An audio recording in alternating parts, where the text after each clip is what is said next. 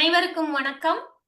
தமிழ் மரபு அறக்கட்டளை பன்னாட்டு அமைப்பின் கடிகை பிரிவு நடத்தும்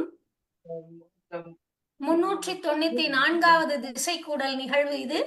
இந்நிகழ்வுக்கு வருகை தந்திருக்கும் அனைவரையும் வரவேற்பதில் பெரும் மகிழ்ச்சி அடைகிறோம். இந்த மாதம் பிப்ரவரி மாதம் 4 வாரங்களும் 4 திசைக்கூடல் நிகழ்வுகள் நடைபெற உள்ளன. 4 நிகழ்வுகளுக்கும் வருகை தந்து சிறப்பிக்குமாறு அனைவரையும் கேட்டுக்கொள்கிறோம். பிப்ரவரி 21ஆம் தேதி உலக தாய்மொழி நாளை முன்னிட்டு தமிழ் மரபு அறக்கட்டளை அமைப்பு 4 வார நிகழ்வுகளையும் நடத்த விளைந்திருக்கிறது. இதனை நடத்துவதற்கு உரையாளரிடம் கேட்டபொழுது கேட்டவுடன் இசைவு தெரிவித்த தமிழறிஞர் போ. வேல்சாமி அவர்களை வரவேற்பதோடு பெரு நன்றியையும் மகிழ்ச்சியோடு தெரிவித்துக் கொள்கிறோம். நிகழ்வின் தொடக்கமாக இந்த நிகழ்வு நடத்தப்படுவதன் நோக்கத்தை எடுத்து கூறுவதற்காக தமிழ் மரபு அறக்கட்டளையின் தலைவர் முனைவர் சுபாஷினி கனகசுந்தரம் அவர்களை அன்போடு அழைக்கிறோம். வணக்கம், அனைவருக்கும் வணக்கம். மிக முக்கியமான ஒரு நிகழ்ச்சியை நாம் தொடங்கி இருக்கின்றோம். அதாவது உலக தாய்மொழிகள் ஒட்டி, அதாவது ஒவ்வொரு ஆண்டும் உலகளாவிய வகையில் கொண்டாடப்படுகின்றது. அந்த நிகழ்வை ஒட்டி அதாவது ஒவ்வொரு ஆண்டும் பிப்ரவரி மாதத்தில் 21ஆம் தேதி நிகழ்கின்ற ஒரு சிறப்பு விழா இது. உலகம் முழுவதும் கொண்டாடுகின்றனர். ஏனென்றால் தாய்மொழி என்பது மிக மிக முக்கியமான ஒரு அம்சம். அதனை கொண்டாடும் வகையில் நாம் தமிழ்நாட்டில் மட்டுமல்ல, உலகத் தமிழர்கள் அனைவருமே கொண்டாடும் வகையில் இந்த நிகழ்ச்சியை நாம் ஏற்பாடு செய்திருக்கின்றோம். அதாவது 4 வாரங்களுக்கு தொடர்ச்சியாக நாம் இந்த நிகழ்ச்சியை நாம் செய்து இருக்கின்றோம். இன்றைய நிகழ்ச்சி, அதாவது இந்த 4 வார நிகழ்ச்சி என்பது அறிஞர் புலவர் போ. வேல்சாமி ஐயா அவர்களது உரைகள் அடங்கிய 4 வார தொடர் நிகழ்ச்சியாக அமையவிருக்கின்றது. 4 வகையான தலைப்புகளில் இந்த நிகழ்ச்சிகள் நடைபெற உள்ளன. ஐயா போ. வேல்சாமி அவர்களை தமிழ் ஆய்வுலகம் நன்கு அறியும். அவரது எழுத்துக்கள், பேச்சுக்கள் மற்றும் அவரது செயல்பாடுகள் அனைத்துமே தமிழின் மிகச்சிறந்த தகவல்களை உலக மக்களுக்கு வழங்க வேண்டும் என்ற வகையில் மிக நீண்ட காலமாக செயல்பட்டு வருபவர். ஆணித்தரமாக ஆய்வு தகவல்களை தொடர்ந்து வழங்கி கொண்டு வருபவர்.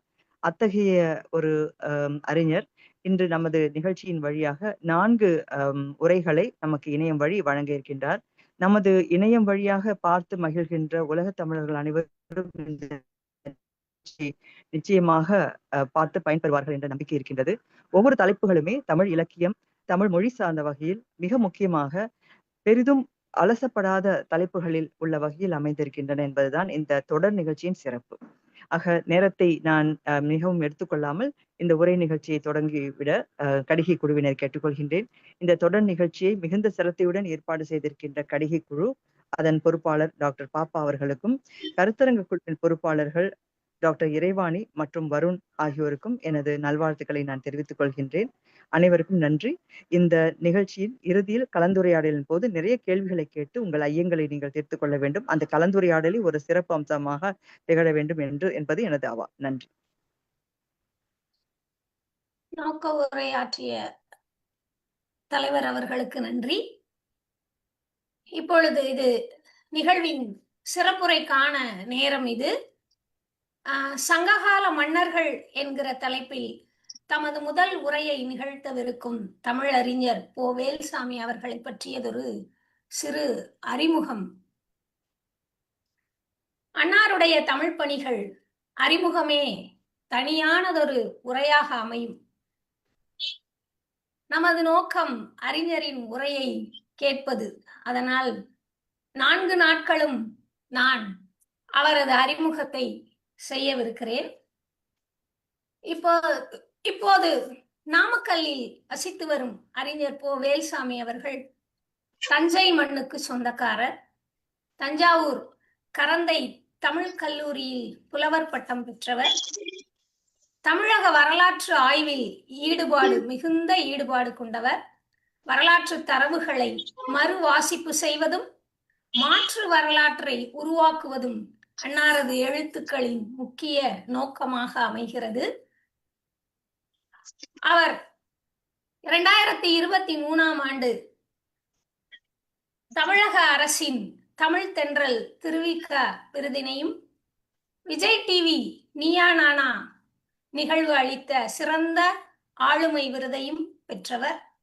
2022இல் விளக்கு இலக்கிய அமைப்பு அமெரிக்காவில் இருப்பது புதுமை பித்தன் நினைவு விருதையும், 2021இல் விகடன் நம்பிக்கை விருதையும் பெற்றிருக்கிறார். இவரது நூல்கள் மிகவும் தலைப்பே நம்மை வாசிக்க தூண்டக்கூடியதாக அமைந்தது. பொற்காலங்களும் இருண்ட காலங்களும், கோவில், நிலம், சாதி, பொய்யும் வழுவும், வரலாறு என்பது கற்பிதம், பரதகண்ட புராணம். அதாவது இது டாக்டர் கால்டுவெல் தமிழிலேயே எழுதிய வேத இதிகாசம் பற்றிய விமர்சன நூலின் பதிப்பாசிரியர் ஐயா அவர்கள்.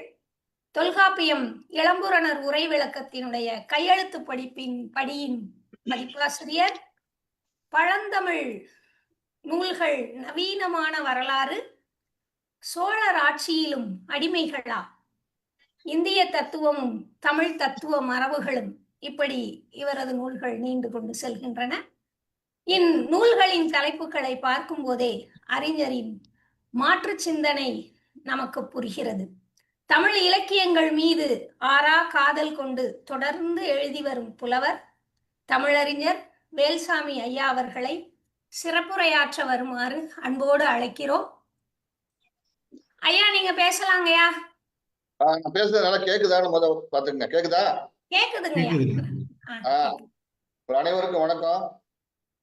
தமிழ் மரபின் அறக்கட்டளையின் சார்பில் இந்த மாலை நேரத்தில் என்னுடைய கருத்துக்களை உங்களுடன் பகிர்ந்து கொள்வதற்கான மிக அரிய அற்புதமான வாய்ப்பை வழங்கியிருக்கிற சுபாஷினி அவர்களுக்கும், டாக்டர் பாப்பா, டாக்டர் இறைவாணி, அருண் பிரபு ஆகிய நண்பர்களுக்கும் பேராசிரியர்களுக்கும் நிகழ்ச்சியில் கலந்து கொண்டு என்னிடம் என் பேச்சுக்கு பிறகு உரையாடுவதற்கு காத்துள்ள நண்பர்களுக்கும் முதலில் என்னுடைய வணக்கத்தை தெரிவித்துக் கொள்கிறேன். சங்ககால புலவர்கள் தலைப்பு ஒரு சாதாரண விஷயம். அதுக்கு இப்பெல்லாம் இணையத்துல ஏராளமான நூல்கள் இருக்கு, படிச்சிடலாம். ஆனா இதை பத்தி என்ன பேசுவது? நான் இது ஏன் இந்த தலைப்பை கொடுத்தேன் அப்படின்னா, இப்ப சமீப காலமா இன்னும் சொல்ல போனா கிட்டத்தட்ட ஒரு 50 ஆண்டுகளாவே இந்த நம்முடைய நூல்கள் என்னவா பயன்பட்டு இருக்குன்னா, அரசியலுக்கு பயன்படுத்தப்பட்டு அரசியல்வாதிகள் இதை பேசுற ஒரு சூழல் இருக்கு. அரசியல்வாதிகள் பேசுறதுல ஒன்றும் பிழை இல்லை, ஆனால் பிழையான விஷயத்தையே சரியானது போல பேசுவதுங்கிற ஒரு வரலாற்று தரவுகளை முழுக்க பிழையாகவே பேசுவதுன்னு ஒரு சூழல், ஒரு விஷச்சூழல் இங்கு நிலவி வருகிறது. அது எனக்கு ரொம்ப கவலையா இருந்தது. ஒரு நீண்ட பாரம்பரியமிக்க மொழிக்கு சொந்தக்காரர்கள் நாம. உண்மையிலேயே நம்ம மொழி உலகின் பாரம்பரியமான சிறந்த மொழிகளில் ஒன்று. இதை யாரும் ஆட்சேபிக்கவே முடியாது. அன்னையில இருந்து இன்னைக்கு வரைக்கும் உயிரோடையும் இருக்குது. பல நூல்கள் இன்னைக்கு வரைக்கும் நம்ம படிக்க கிடைக்கும். தொல்காப்பியம், சங்க இலக்கியங்கள், 17 கீழ்கணக்கு, இது மாதிரி எல்லாமே கிடைக்குது நமக்கு. அது இல்லாம நமக்கு பட்டயங்கள், செப்பேடுகள், கல்வெட்டுகள், வரலாற்றை சரிபார்ப்பதற்கான பல்வேறு விஷயங்கள் நமக்கு கிடைச்சுதான் இருக்குது. அப்படி இருக்கும்போது இது மாதிரியான ஒரு உணர்வை கிளப்பக்கூடிய ஒரு விஷயமாக வரலாற்றை பயன்படுத்துவது, மக்களுடைய உணர்ச்சியை கிளப்பிடுவது. இந்த வேலையை வரலாற்றுல ஏற்கனவே செய்தவங்க பாசிஸ்டுகள் தான் செய்தாங்க. ஹிட்லர் மாதிரி ஆட்கள் செய்வாங்க. அப்போ படிக்கிறவங்க அதற்கு எதிர்வினை புரியணும். எனக்கு என்ன அர்த்தமா இருந்ததுன்னா, அந்த அரசுங்கிறது என்ன, அரசினுடைய அதிகாரம் என்பது என்ன, அரசன் என்கிற அந்த ஆளுமை எப்படிப்பட்டதாக இருக்கும்? நம்ம ஆளுங்க பேசும்போது இவன் சித்தப்பா பையன் மாதிரி நினைச்சிட்டு பேசுறான். எங்க தாத்தாங்கிறான், எங்க மாமாவோட சொந்தக்காரங்கிற மாதிரி எல்லாம் பேசுறாங்க. அரசு அதிகாரம் என்பது எப்படி உருப்பெறுகின்றது? பழங்குடி சமூகத்திலிருந்து அரசு உருவாக்கம் என்பது எப்படி ஏற்படுகின்றது? அந்த அரசு உருவாக்கம் என்பதை நம்முடைய வரலாறு எப்படி பேசி இருக்கிறது? நமக்கு கிடைக்கக்கூடிய செய்திகள் எவ்வாறு அமைந்திருக்கின்றன? பழங்குடி மக்களினுடைய உறவுகளுக்கும் ஒரு அரசுக்குமான உறவுக்குமான உறவு என்பது ரெண்டு ஒண்ணா, இல்ல வேறு வேறானதா? இப்ப அரசுருவாக்கத்தினுடைய அடிப்படை என்னவாக இருந்திருக்கும்? அரசுருவாக்கத்தின் அடிப்படை அப்படின்னா எல்லாருக்கும் தெரியும். சொத்துருவாக்கம் உருவாகும் போது அரசுருவாக்கம் உருவாகும். அப்போ செல்வமும் அதிகாரமும் வரும்போது அரசுருவாக்கமும் உருவாகிடுது. அப்ப அரசன் அப்படிங்கிறது, அரசுங்கிறது என்ன மாதிரிதுன்னா அதிகாரம் மிக்க ஒண்ணாக இருக்கும். திருவள்ளுவரே நல்லா புரிஞ்சிருக்காரு. அரசன்ட்ட அணுகணும்னா நீங்க நெருப்பு கிட்ட போற மாதிரி போ அப்படிங்கிறது. அகலாது அணுகாது தீக்காய்வார் போல அப்படின்னு சொல்லுவார். எங்க மாமே எங்க அத்தை எல்லாம் போக முடியாது. எங்க அத்தான் அப்படி எல்லாம் போனா செருப்படி விடும். ஆனா அப்படி ஒரு பேர் நம்ம கேட்கிறோம். இப்போ இன்னொன்னு, சங்ககால மன்னர்களை இவன் ஒரு கற்பனை பண்றான், அது இப்படித்தான் இருக்கும்.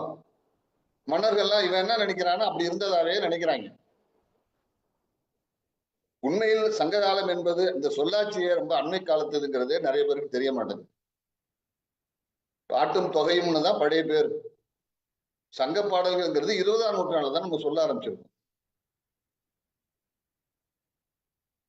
அதுல மட்டும் இல்லாம இது தொகுக்கப்பட்ட பாடல்கள். முழுமையா நம்ம கிடைச்சதான்னு சொல்லுவோம். எது விடுபட்டு போச்சு, எவ்வளவு பாடல்கள் விடுபட்டு இருக்கு, எவ்வளவு பாடல்கள் வந்துச்சுங்கிறதுலே பெரிய கேள்விக்குறி இருக்கு. இப்ப நற்றினை 401 பாட்டு இருக்கும். ஆனா கலித்தொகை உரையில நச்சினார்கிட்ட சொல்லுவாரு, நன்றே என்னும் கலித்தொகையும் நன்றே என்னும் குறுந்தொகையும் அதுன்னு சொல்லுவாரு. இந்த பாட்டே கிடைக்கல. இப்படியான பல விடுபடல்கள் இருக்கு. நம்ம கிடைச்சிருக்கிறதெல்லாம் முழுமையானதுன்னு நம்ம எடுத்து சொல்லியிருக்க முடியாது, எடுத்துக்கிட முடியாது. அது மட்டும் இல்ல, மன்னர்கள் எங்க மன்னர்கள்லாம் சிறந்தவர்கள், வேறு மன்னர்கள்லாம் மோசமானவர்கள். அதிகாரம் எங்கே ஒரே மாதிரிதான் இருக்கும். எங்க மன்னர் ஒருத்தர், அங்க மன்னர் ஒருத்தர். மன்னர்னு வந்துட்டாலே மன்னருக்கு எளிமையானவராக இருந்தாலும் அவர் மன்னராகவே இருக்க முடியாத வரலாற்று நிறைய சான்றுகள் இருக்கு. அசோகனுக்கு பிறகு அவர் பையன் வந்திருக்காரான்னு பாருங்க, இருக்காது. அவ்வளவு பெரிய சாம்ராஜ்யம் காணோம். தாராசுகா மிகச்சிறந்த அறிஞன். அவுரங்கசீப்பு அவரை கொண்டுடுவார், அவங்க அண்ணன். அவரை எல்லாத்தையும் அன்பா பழகுவாரு. தாராசுகா தான் நம்ம காசியில இவருக்கு மடம் கட்டி கொடுத்தாரு, குமரகுருபருக்கு. அந்த மாதிரி எல்லாரோடையும் இணக்கமாக பழகிக்கிட்டு இருந்த ஒரு மிக பெரிய பேரரசன். ஆனா அவர் எல்லாத்தையும் இணக்கமா இருந்தது, அவர் கொல்லப்பட்டார். அப்படின்னா என்ன ஆகும்னா, அரசு என்பது மிக இணக்கமா இருக்க முடியாது. அதாவது அகலாது அணுகாது தீக்காய்வார்னு சொன்னார். அது மாதிரி சங்ககால அரசர்கள் அப்படின்னு எடுத்துக்கிட்டோம்னா முதல்ல எவ்வளவு பேர் இருந்தாங்க? மொத்தத்துல சங்ககால நமக்கு கிடைக்கக்கூடிய பாடல்கள்ல எவ்வளவு அரசர்கள் இருந்தாலும், பேரரசர்கள் யாரு, சிற்றரசர்கள் யாரு, குறுநில மன்னர்கள், கிழார்கள் என்பது மொத்தம் எவ்வளவு பேர் இருந்திருப்பாங்க அப்படின்னு ஒரு கணக்கை நம்ம எடுக்கணும். அப்படி கணக்கு எடுத்து பார்த்தோம்னா 170 பேர் வர்றாங்க, கிட்டத்தட்ட 171 பேர். அதுல சேர சோழ பாண்டியர்கள் 25, 20, 25 ஒரு 71 பேர் பேரரசர்களா வராங்க. சிற்றரசர்கள், குறுநில மன்னர்கள் அப்படின்னு பார்த்தா ஒரு 140, 141 பேர், 170 பேர் வரைக்கும் வராங்க. அவ்வளவுதான். இவங்க எல்லாருமே ஒரே மாதிரியா இருக்காங்களா அப்படின்னா, ஒரு நமக்கு கிடைச்சிருக்கிற பாடல்கள் வச்சு புறநானூரே ஒரு இதா எடுத்துக்கலாம் வச்சு பார்த்தோம்னா ஒரே மாதிரியான மனிதர்களாக இருந்தாங்களா, ஒரே காலகட்டத்தில் வாழ்ந்தவர்களா, நமக்கு கிடைத்த பாடல்கள் ஒரே கலாச்சார பண்பாட்டு சூழலில் மட்டும் உருவான பாடல்களா அப்படின்னு நம்ம அதை எடுத்து பார்க்க வேண்டியது. நம்ம நினைச்சுக்கிறோம் பார்ப்பனர்கள், அது அந்தணர்கள் இறைச்சி சாப்பிட மாட்டாங்க அப்படின்னு. ஆனா கபிலரே இறைச்சி சாப்பிட்டதா எழுதுற பாடல்களை நம்ம பார்க்க முடியுது. அவையார் வந்து நான் கல்லு குடிச்சோன்னு பாடுற பாடல்கள் நம்ம சரியா கட்டுத்தறினேன்னு நம்ம பார்க்க முடியுது. நம்ம அரசர்கள் வந்து இவர்களோட எல்லாம் தனித்தமிழா இருந்தாங்க. அது தனித்தமிழ் ஆட்கள் இருந்தா நல்ல மகிழ்ச்சியான விஷயம் தான். ஆனா அப்படி இருக்கான்னு தொகுத்து பார்த்தோம்னா அந்த காலகட்டம் அப்படி எல்லாம் இல்லை. நம்ம நினைக்கிற விஷயம் எல்லாம் அதுக்குள்ள இருக்கும்னு நினைக்கிறது வந்து அது நியாயமானு நம்ம எடுத்து பார்க்கணும். உண்மையில் என்னவாக இருக்கிறது? இப்ப நம்ம புகழ்பெற்ற ஒரு அரசன் அப்படின்னா நம்ம கரிகார சோழன் சொல்லுவோம். கரிகார சோழன் வந்து கல்லணையை கட்டினாரு, காடு கொண்டு நாடாக்குனாரு. எல்லாமே நல்ல ஒரு நிர்வாக அமைப்புல மிகச்சிறந்த அரசராக அவர் தென்படுவார். அதே நேரத்துல வேத வேள்விகள் செய்து வேத வேள்விகளை ஆதரித்து அதுகளை நிறைய செய்துகிட்டு இருந்தாரு அப்படிங்கிற செய்தியும் கிடைக்கும். தமிழ்நாட்டுக்குள்ளேயே தன் சக அரசர்களை அல்லது குறுநில மன்னர்களை போருக்கு போனா அவர் நாடுகளை அடித்து அங்க இருக்கிற மக்கள் அலற மாதிரி அடிப்பாருங்கிற செய்திகளும் வருது. இது மாதிரி நிறைய தலையாளங்கடல் செல்வந்த நெடுஞ்செழியன் இது மாதிரி பேரரசுகள் இது மாதிரி செயல்பட்ட விதங்கள் நமக்கு கிடைக்குது. அப்போ அவங்கதான் பேரரசா மாறுறாங்க. அப்ப யார் எப்படி இந்த மாதிரியான ஒரு கிட்டத்தட்ட 70 பேர் அரசர்கள்ல பேரரசுகளா எப்படி வந்தாங்க? சேர சோழ பேரரசுகள் தான் பேரரசுன்னு சொல்றோம். அப்ப சாதாரண அரசுக்கும் பேரரசுக்கும் உள்ள வேறுபாடு என்ன? அப்ப பேரரசர்களை பற்றி சொல்லும் போது நம்ம இலக்கியங்கள் புறநானூறு இதெல்லாம் என்ன சொல்லுது? மிகப்பெரிய வெற்றியாளர்கள், மிகவும் கொடை கொடுப்பவர்கள் அப்படிங்கிற விஷயங்கள். வெற்றியாளர்கள் யாரை வெற்றி பெற்றார்கள்? ஒரு சில இடங்கள் தவிர எல்லாமே தமிழ்நாட்டுக்குள்ள அண்ணன் தம்பி அடிச்சுக்கிட்டு வெற்றியாளர்களே உண்டு. நமக்கு இதுலயே பார்க்கலாம். ஏன்னா சேரர்கள்ல பல குடும்பங்கள் இருக்கு, சோழர்கள்ல பல குடும்பங்கள் இருக்கு, பாண்டியர்கள்ல பல குடும்பங்கள் இருந்திருக்கு. அங்கங்க சிறு சிறு மன்னர்களை ஆட்சி பண்ணி அதுல ஒருத்தர் வந்து பேரரசரா வரக்கூடியதை நம்ம நிறைய காட்சிகள் அதுல பார்க்க முடியும். இது பற்றி வந்து டாக்டர் துரை அரங்கனார் வந்து சங்ககால சிறப்பு பெயர்கள்னு ஒரு நூல் நெட்லயே கிடைக்குது. அதுல மிக அழகாக அவருடைய ஆராய்ச்சி புத்தகம், அது பிஹெச்டி பண்ணாங்க, அதுக்குள்ள அழகா தொகுத்து எழுதியிருக்காரு. பிரமாதமான ஒரு நல்ல தொகுப்பு அது. அது இல்லாம கோவிந்தன் ஐயாவும் எழுதியிருக்காரு. இதெல்லாம் எடுத்து பாத்தீங்கன்னா இந்த அரசர்கள் அல்லது பேரரசுகள் இவருடைய செயல்பாட்டு தன்மைகள் என்னவாக இருந்தது? இந்த காலகட்டங்கள் ஒரே மாதிரி இருந்தா வேறுபட்ட நிலையில் இருந்ததா? பழங்குடி தன்மை மட்டும் இவங்கள்ட்ட இருந்ததா இல்ல நவீனத்துவமாக மாறிய தன்மைகள் இருந்தது? எல்லாவும் பார்க்க முடியுது. நம்ம பார்த்தோம்னா மதுரை பெரிய நகரமா இருக்கு, பல்வேறு பல இதெல்லாம் இருக்குது. யவனர் கோயில்கள், யவனர்கள் வர்றாங்க, பௌத்த கோயில்கள், ஜெயின கோயில்கள் எல்லாமே வந்துகிட்டு இருக்கு. அதே காவிரி பூம்பன்னா பட்டினப்பாளையில பார்த்தா பெரிய பெரிய கப்பல்கள் வருது. நாட்டுல பல பேர் பல மொழி பேசுறான். எங்க பார்த்தாலும் வந்து கடை தெருவில் வந்து கறி வறுக்கிறான், மீன் வறுக்கிறான்னு இதெல்லாம் அதெல்லாம் ஏகப்பட்டது நம்மளால கேட்க முடியுது. அப்போ ஒரு மிகப்பெரிய நகரங்கள் இங்க இருந்திருக்கு, மிக பெரிய அளவுல வணிகம் நடந்திருக்கு. இப்ப பல்வேறு மொழி பேசுற ஆள் வந்தா எல்லா நாட்டுக்காரனும் வந்து போயிருக்கான். அப்ப நகரங்கள் எல்லாம் அது அந்த காலத்துல புகழ்பெற்றிருந்த உலகத்தினுடைய அத்தனை நாட்டுக்காரனும் இங்க வந்திருக்கான். கிரேக்கத்துல இருந்து வந்திருக்கான், யவனர் இதுல இருந்து வந்திருக்கான், சீனாவில இருந்து வந்திருக்காங்க, இந்த பக்கம் குஜராத்ல இருந்து வந்திருக்காங்க. அதுக்கான அகழ்வாய்வுகளையும் பொருள்கள் நிறைய கிடைக்குது. ரோமானியர்கள் எல்லாம் வராங்க, பிற்காலத்துல அராபியர்கள். நம்மளும் வந்து தொழில் பண்ணியிருக்கான், போயிருக்கான். நம்ம சமீபத்துல பார்த்தேன், ஒரு ஆச்சரியப்பட்டேன். நம்ம தமிழர்களே மாலுமிகளாக இருந்ததாக ஒரு குறிப்புகள் இதுல பார்த்தேன். இந்த இவருடைய கையெழுத்து, இந்த நம்ம பாண்டிச்சேரிக்காரரு எழுதின அந்த நாட்குறிப்புகள், ஆனந்தரங்கம் இல்லை நாட்குறிப்புகள்ல பார்த்தேன். நிறைய பேரை போட்டிருக்காரு, பேர்களே இருக்கு. அவங்க வெளிநாடெல்லாம் போயிருக்காங்க. ஆனா என்னன்னா நம்ம ஆட்கள் முறையாக அதை குறிச்சு வைக்காததான் நமக்கு கிடைக்காம போச்சு. ஏன்னா இவ்வளவு வணிகம் பண்ண ஒரு எல்லா நாடுகளோடையும் தொடர்புடைய ஒரு ஒரு சமூகம் என்பது, அதுல பயிற்சி பெற்ற சிறந்த மனிதர்களையும் கையில பெற்று நிச்சயமா இருந்திருக்கும், இல்லாம இருந்துக்க வாய்ப்பே கிடையாது. ஏன்னா பிற்காலத்துல இவரே கப்பல் வச்சிருந்தாருன்னு வாடகைக்கு விடுவார். சரபோஜி ராஜா ஒரு 3 கப்பல், இந்த செய்திகள்லாம் குறிப்புகள்லாம் வருது. கப்பலே வாடகைக்கு வச்சிருந்தாங்க, விலைக்கே வச்சிருந்தாங்க. இப்ப சங்ககால மன்னர்கள், சேர மன்னர்கள் வந்து யவனர்கள் வரும்போது கொள்ளையடிக்கிற அந்த கொள்ளை கூட்டத்தை வென்றார்கள்னு ஏற்பட்ட செய்தி அதுல வந்துகிட்டே இருக்கும். ஏன்னா தொடர்ந்து வந்து வெளிநாடுகள்ல இருந்து இங்க வந்து இன்னைக்கு இன்னொரு விஷயம் கவனிக்கணும். இதுல வந்து யவன நாடுகள் அல்லது இப்ப இருக்க கிரேக்கம் இந்த பக்கம் இருந்து கப்பல்கள் வந்துச்சுன்னா மறுபடியும் சீனா வரைக்கும் போகணும்னா ஒரு கப்பல்கள் வந்து ரொம்ப தூரம் அந்த காலத்துல வந்த பிறகு சாப்பாடு தீர்ந்துடும், தண்ணி தீர்ந்துடும். அதெல்லாம் வந்து மறுபடியும் அதை இது பண்ணிக்கணும். அந்த கப்பல்கள்ல தேவையான அளவு உணவுப் பொருட்களும் தண்ணியெல்லாம் ஏற்றிக்கணும். அதுக்கான இடமாக கேரளா பகுதிக்கு தமிழ்நாடு தான் இருந்திருக்கு. இங்க வந்து எல்லாம் வாங்கிக்கிட்டு இங்க இருக்கிற பொருள்களையும் வாங்கிட்டு அங்க கொண்டு போறது, அங்கிருந்த பொருளையும் கொண்டாந்து கொடுத்துருக்காங்க. அப்ப இங்க வந்து ஒரு ஓய்வு எடுத்துட்டு இங்க இருந்து இலங்கைக்கும் போயிட்டு அங்க இருந்து இது சீனா வரைக்கும் இந்த பக்கம் இப்ப இருக்கிற பர்மா இந்த பகுதியெல்லாம் போயிருக்காங்க தகவல்கள் நமக்கு நிறைய கிடைக்குது அந்த காலகட்டத்திலேயே. அப்போ நம்ம அரசர்களுக்கு இப்ப என்னென்ன வகையான வரிகள் எல்லாம் கிடைச்சிருக்கு, என்ன விதமான பொருளாதார பலம் எப்படி உங்களுக்கு ஏற்பட்டிருக்கு. அப்போ வணிக ரீதியான பொருள் வளமும் வந்திருக்கு. விவசாயம் இப்ப இவரை பார்த்தா நிலங்கள் எல்லாம் உண்டாக்குனாரு, நிலத்தை வெறுமனே கோயிலோட உண்டாக்குனாருன்னு ஒரு கரிகாலன்.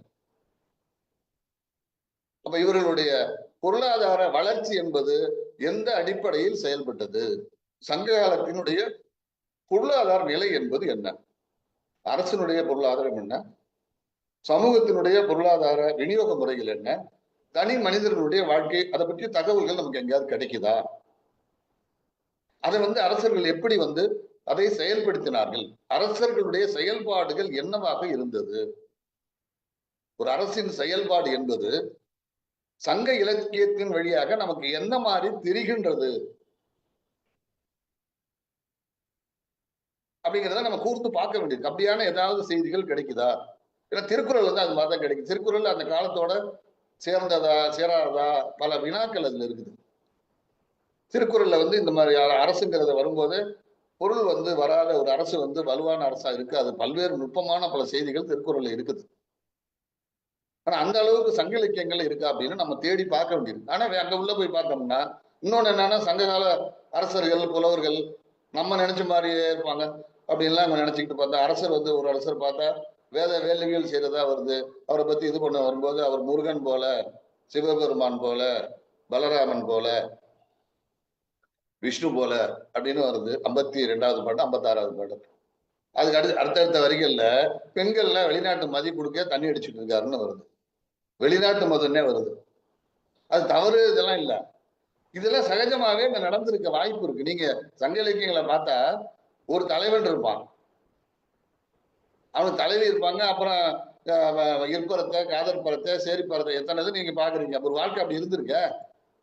அப்ப அது அங்க சொல்றது. அப்ப கலிகாலன் வேத வேள்வி செய்யும் போது தன்னுடைய மனைவிமார்களுடன் வேத வேள்வி செய்தான். ஏன்னா சில வேள்விகளை மனைவி நிறைய இருந்தாதான் செய்ய முடியுமா. 166 புறநானூற்று பாடல் குறிப்புல அடிக்குறிப்புல ஊவே சாமிநாதர் எழுதியிருப்பார். ஒரு மனைவி இருந்தா வேள்வி செய்ய முடியாதான், 4 மனைவி இருக்கணுமா. அதனாலயே அரசர்கள் நிறைய மனைவிமார்களை கல்யாணம் பண்ணிக்குவோம். அப்படி வேள்வி செய்தால் வெற்றியடையலாம்னு நம்பியிருக்காங்க. தமிழ் அரசர்கள் நிறைய பேர் நம்பியிருக்காங்க. அது யாரை வச்சு செஞ்சாங்க, எப்படி செஞ்சாங்க, இந்த வேள்வி குண்டங்கள் எப்படி இருக்கும், அந்த ஆட்களுக்கு பேர் சடங்கவிகள்னு பேரு. இந்த வேள்வி செய்யக்கூடிய அந்தணர்களுக்கு பேர் சடங்கவிகள்னு பேரு. அது சுவையான பல விஷயங்களே இருக்கும். வேள்வி குண்டங்கள்னு அந்த இது பண்ணும்போது பக்கத்துல ஏதோ ஆமையை கட்டி வைப்பாங்களா, அது வெப்பம் தாங்காம ஓடுதுன்னு ஒரு பாட்டே இருக்கு. அப்ப சங்க காலம் பாத்தீங்கன்னா இந்த நீங்க பாத்தீங்கன்னா இவர் பேரெல்லாம் வரும் பாருங்க.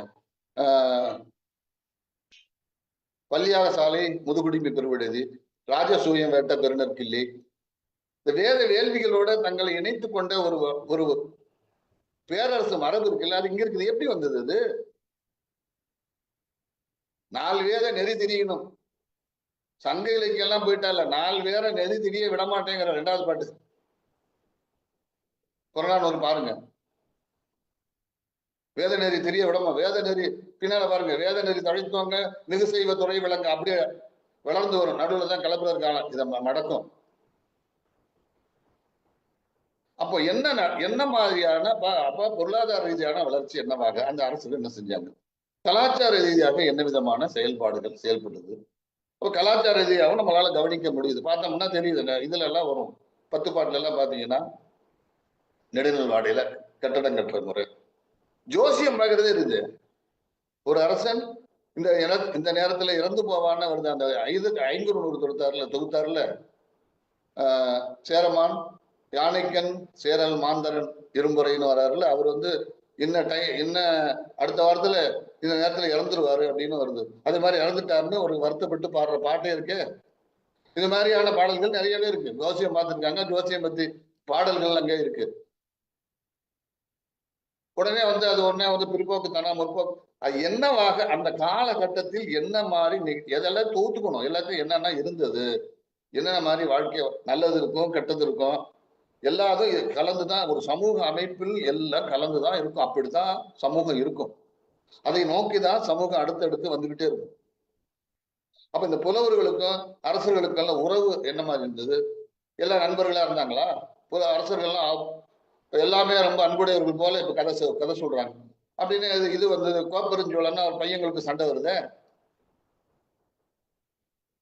அவர் பையங்களோட சண்டை போட போறாரு. புலவர்கள் பாக்குறாங்க, இது என்னையா கொடுமையா இருக்கு, இப்படிலாம் செய்யக்கூடாது.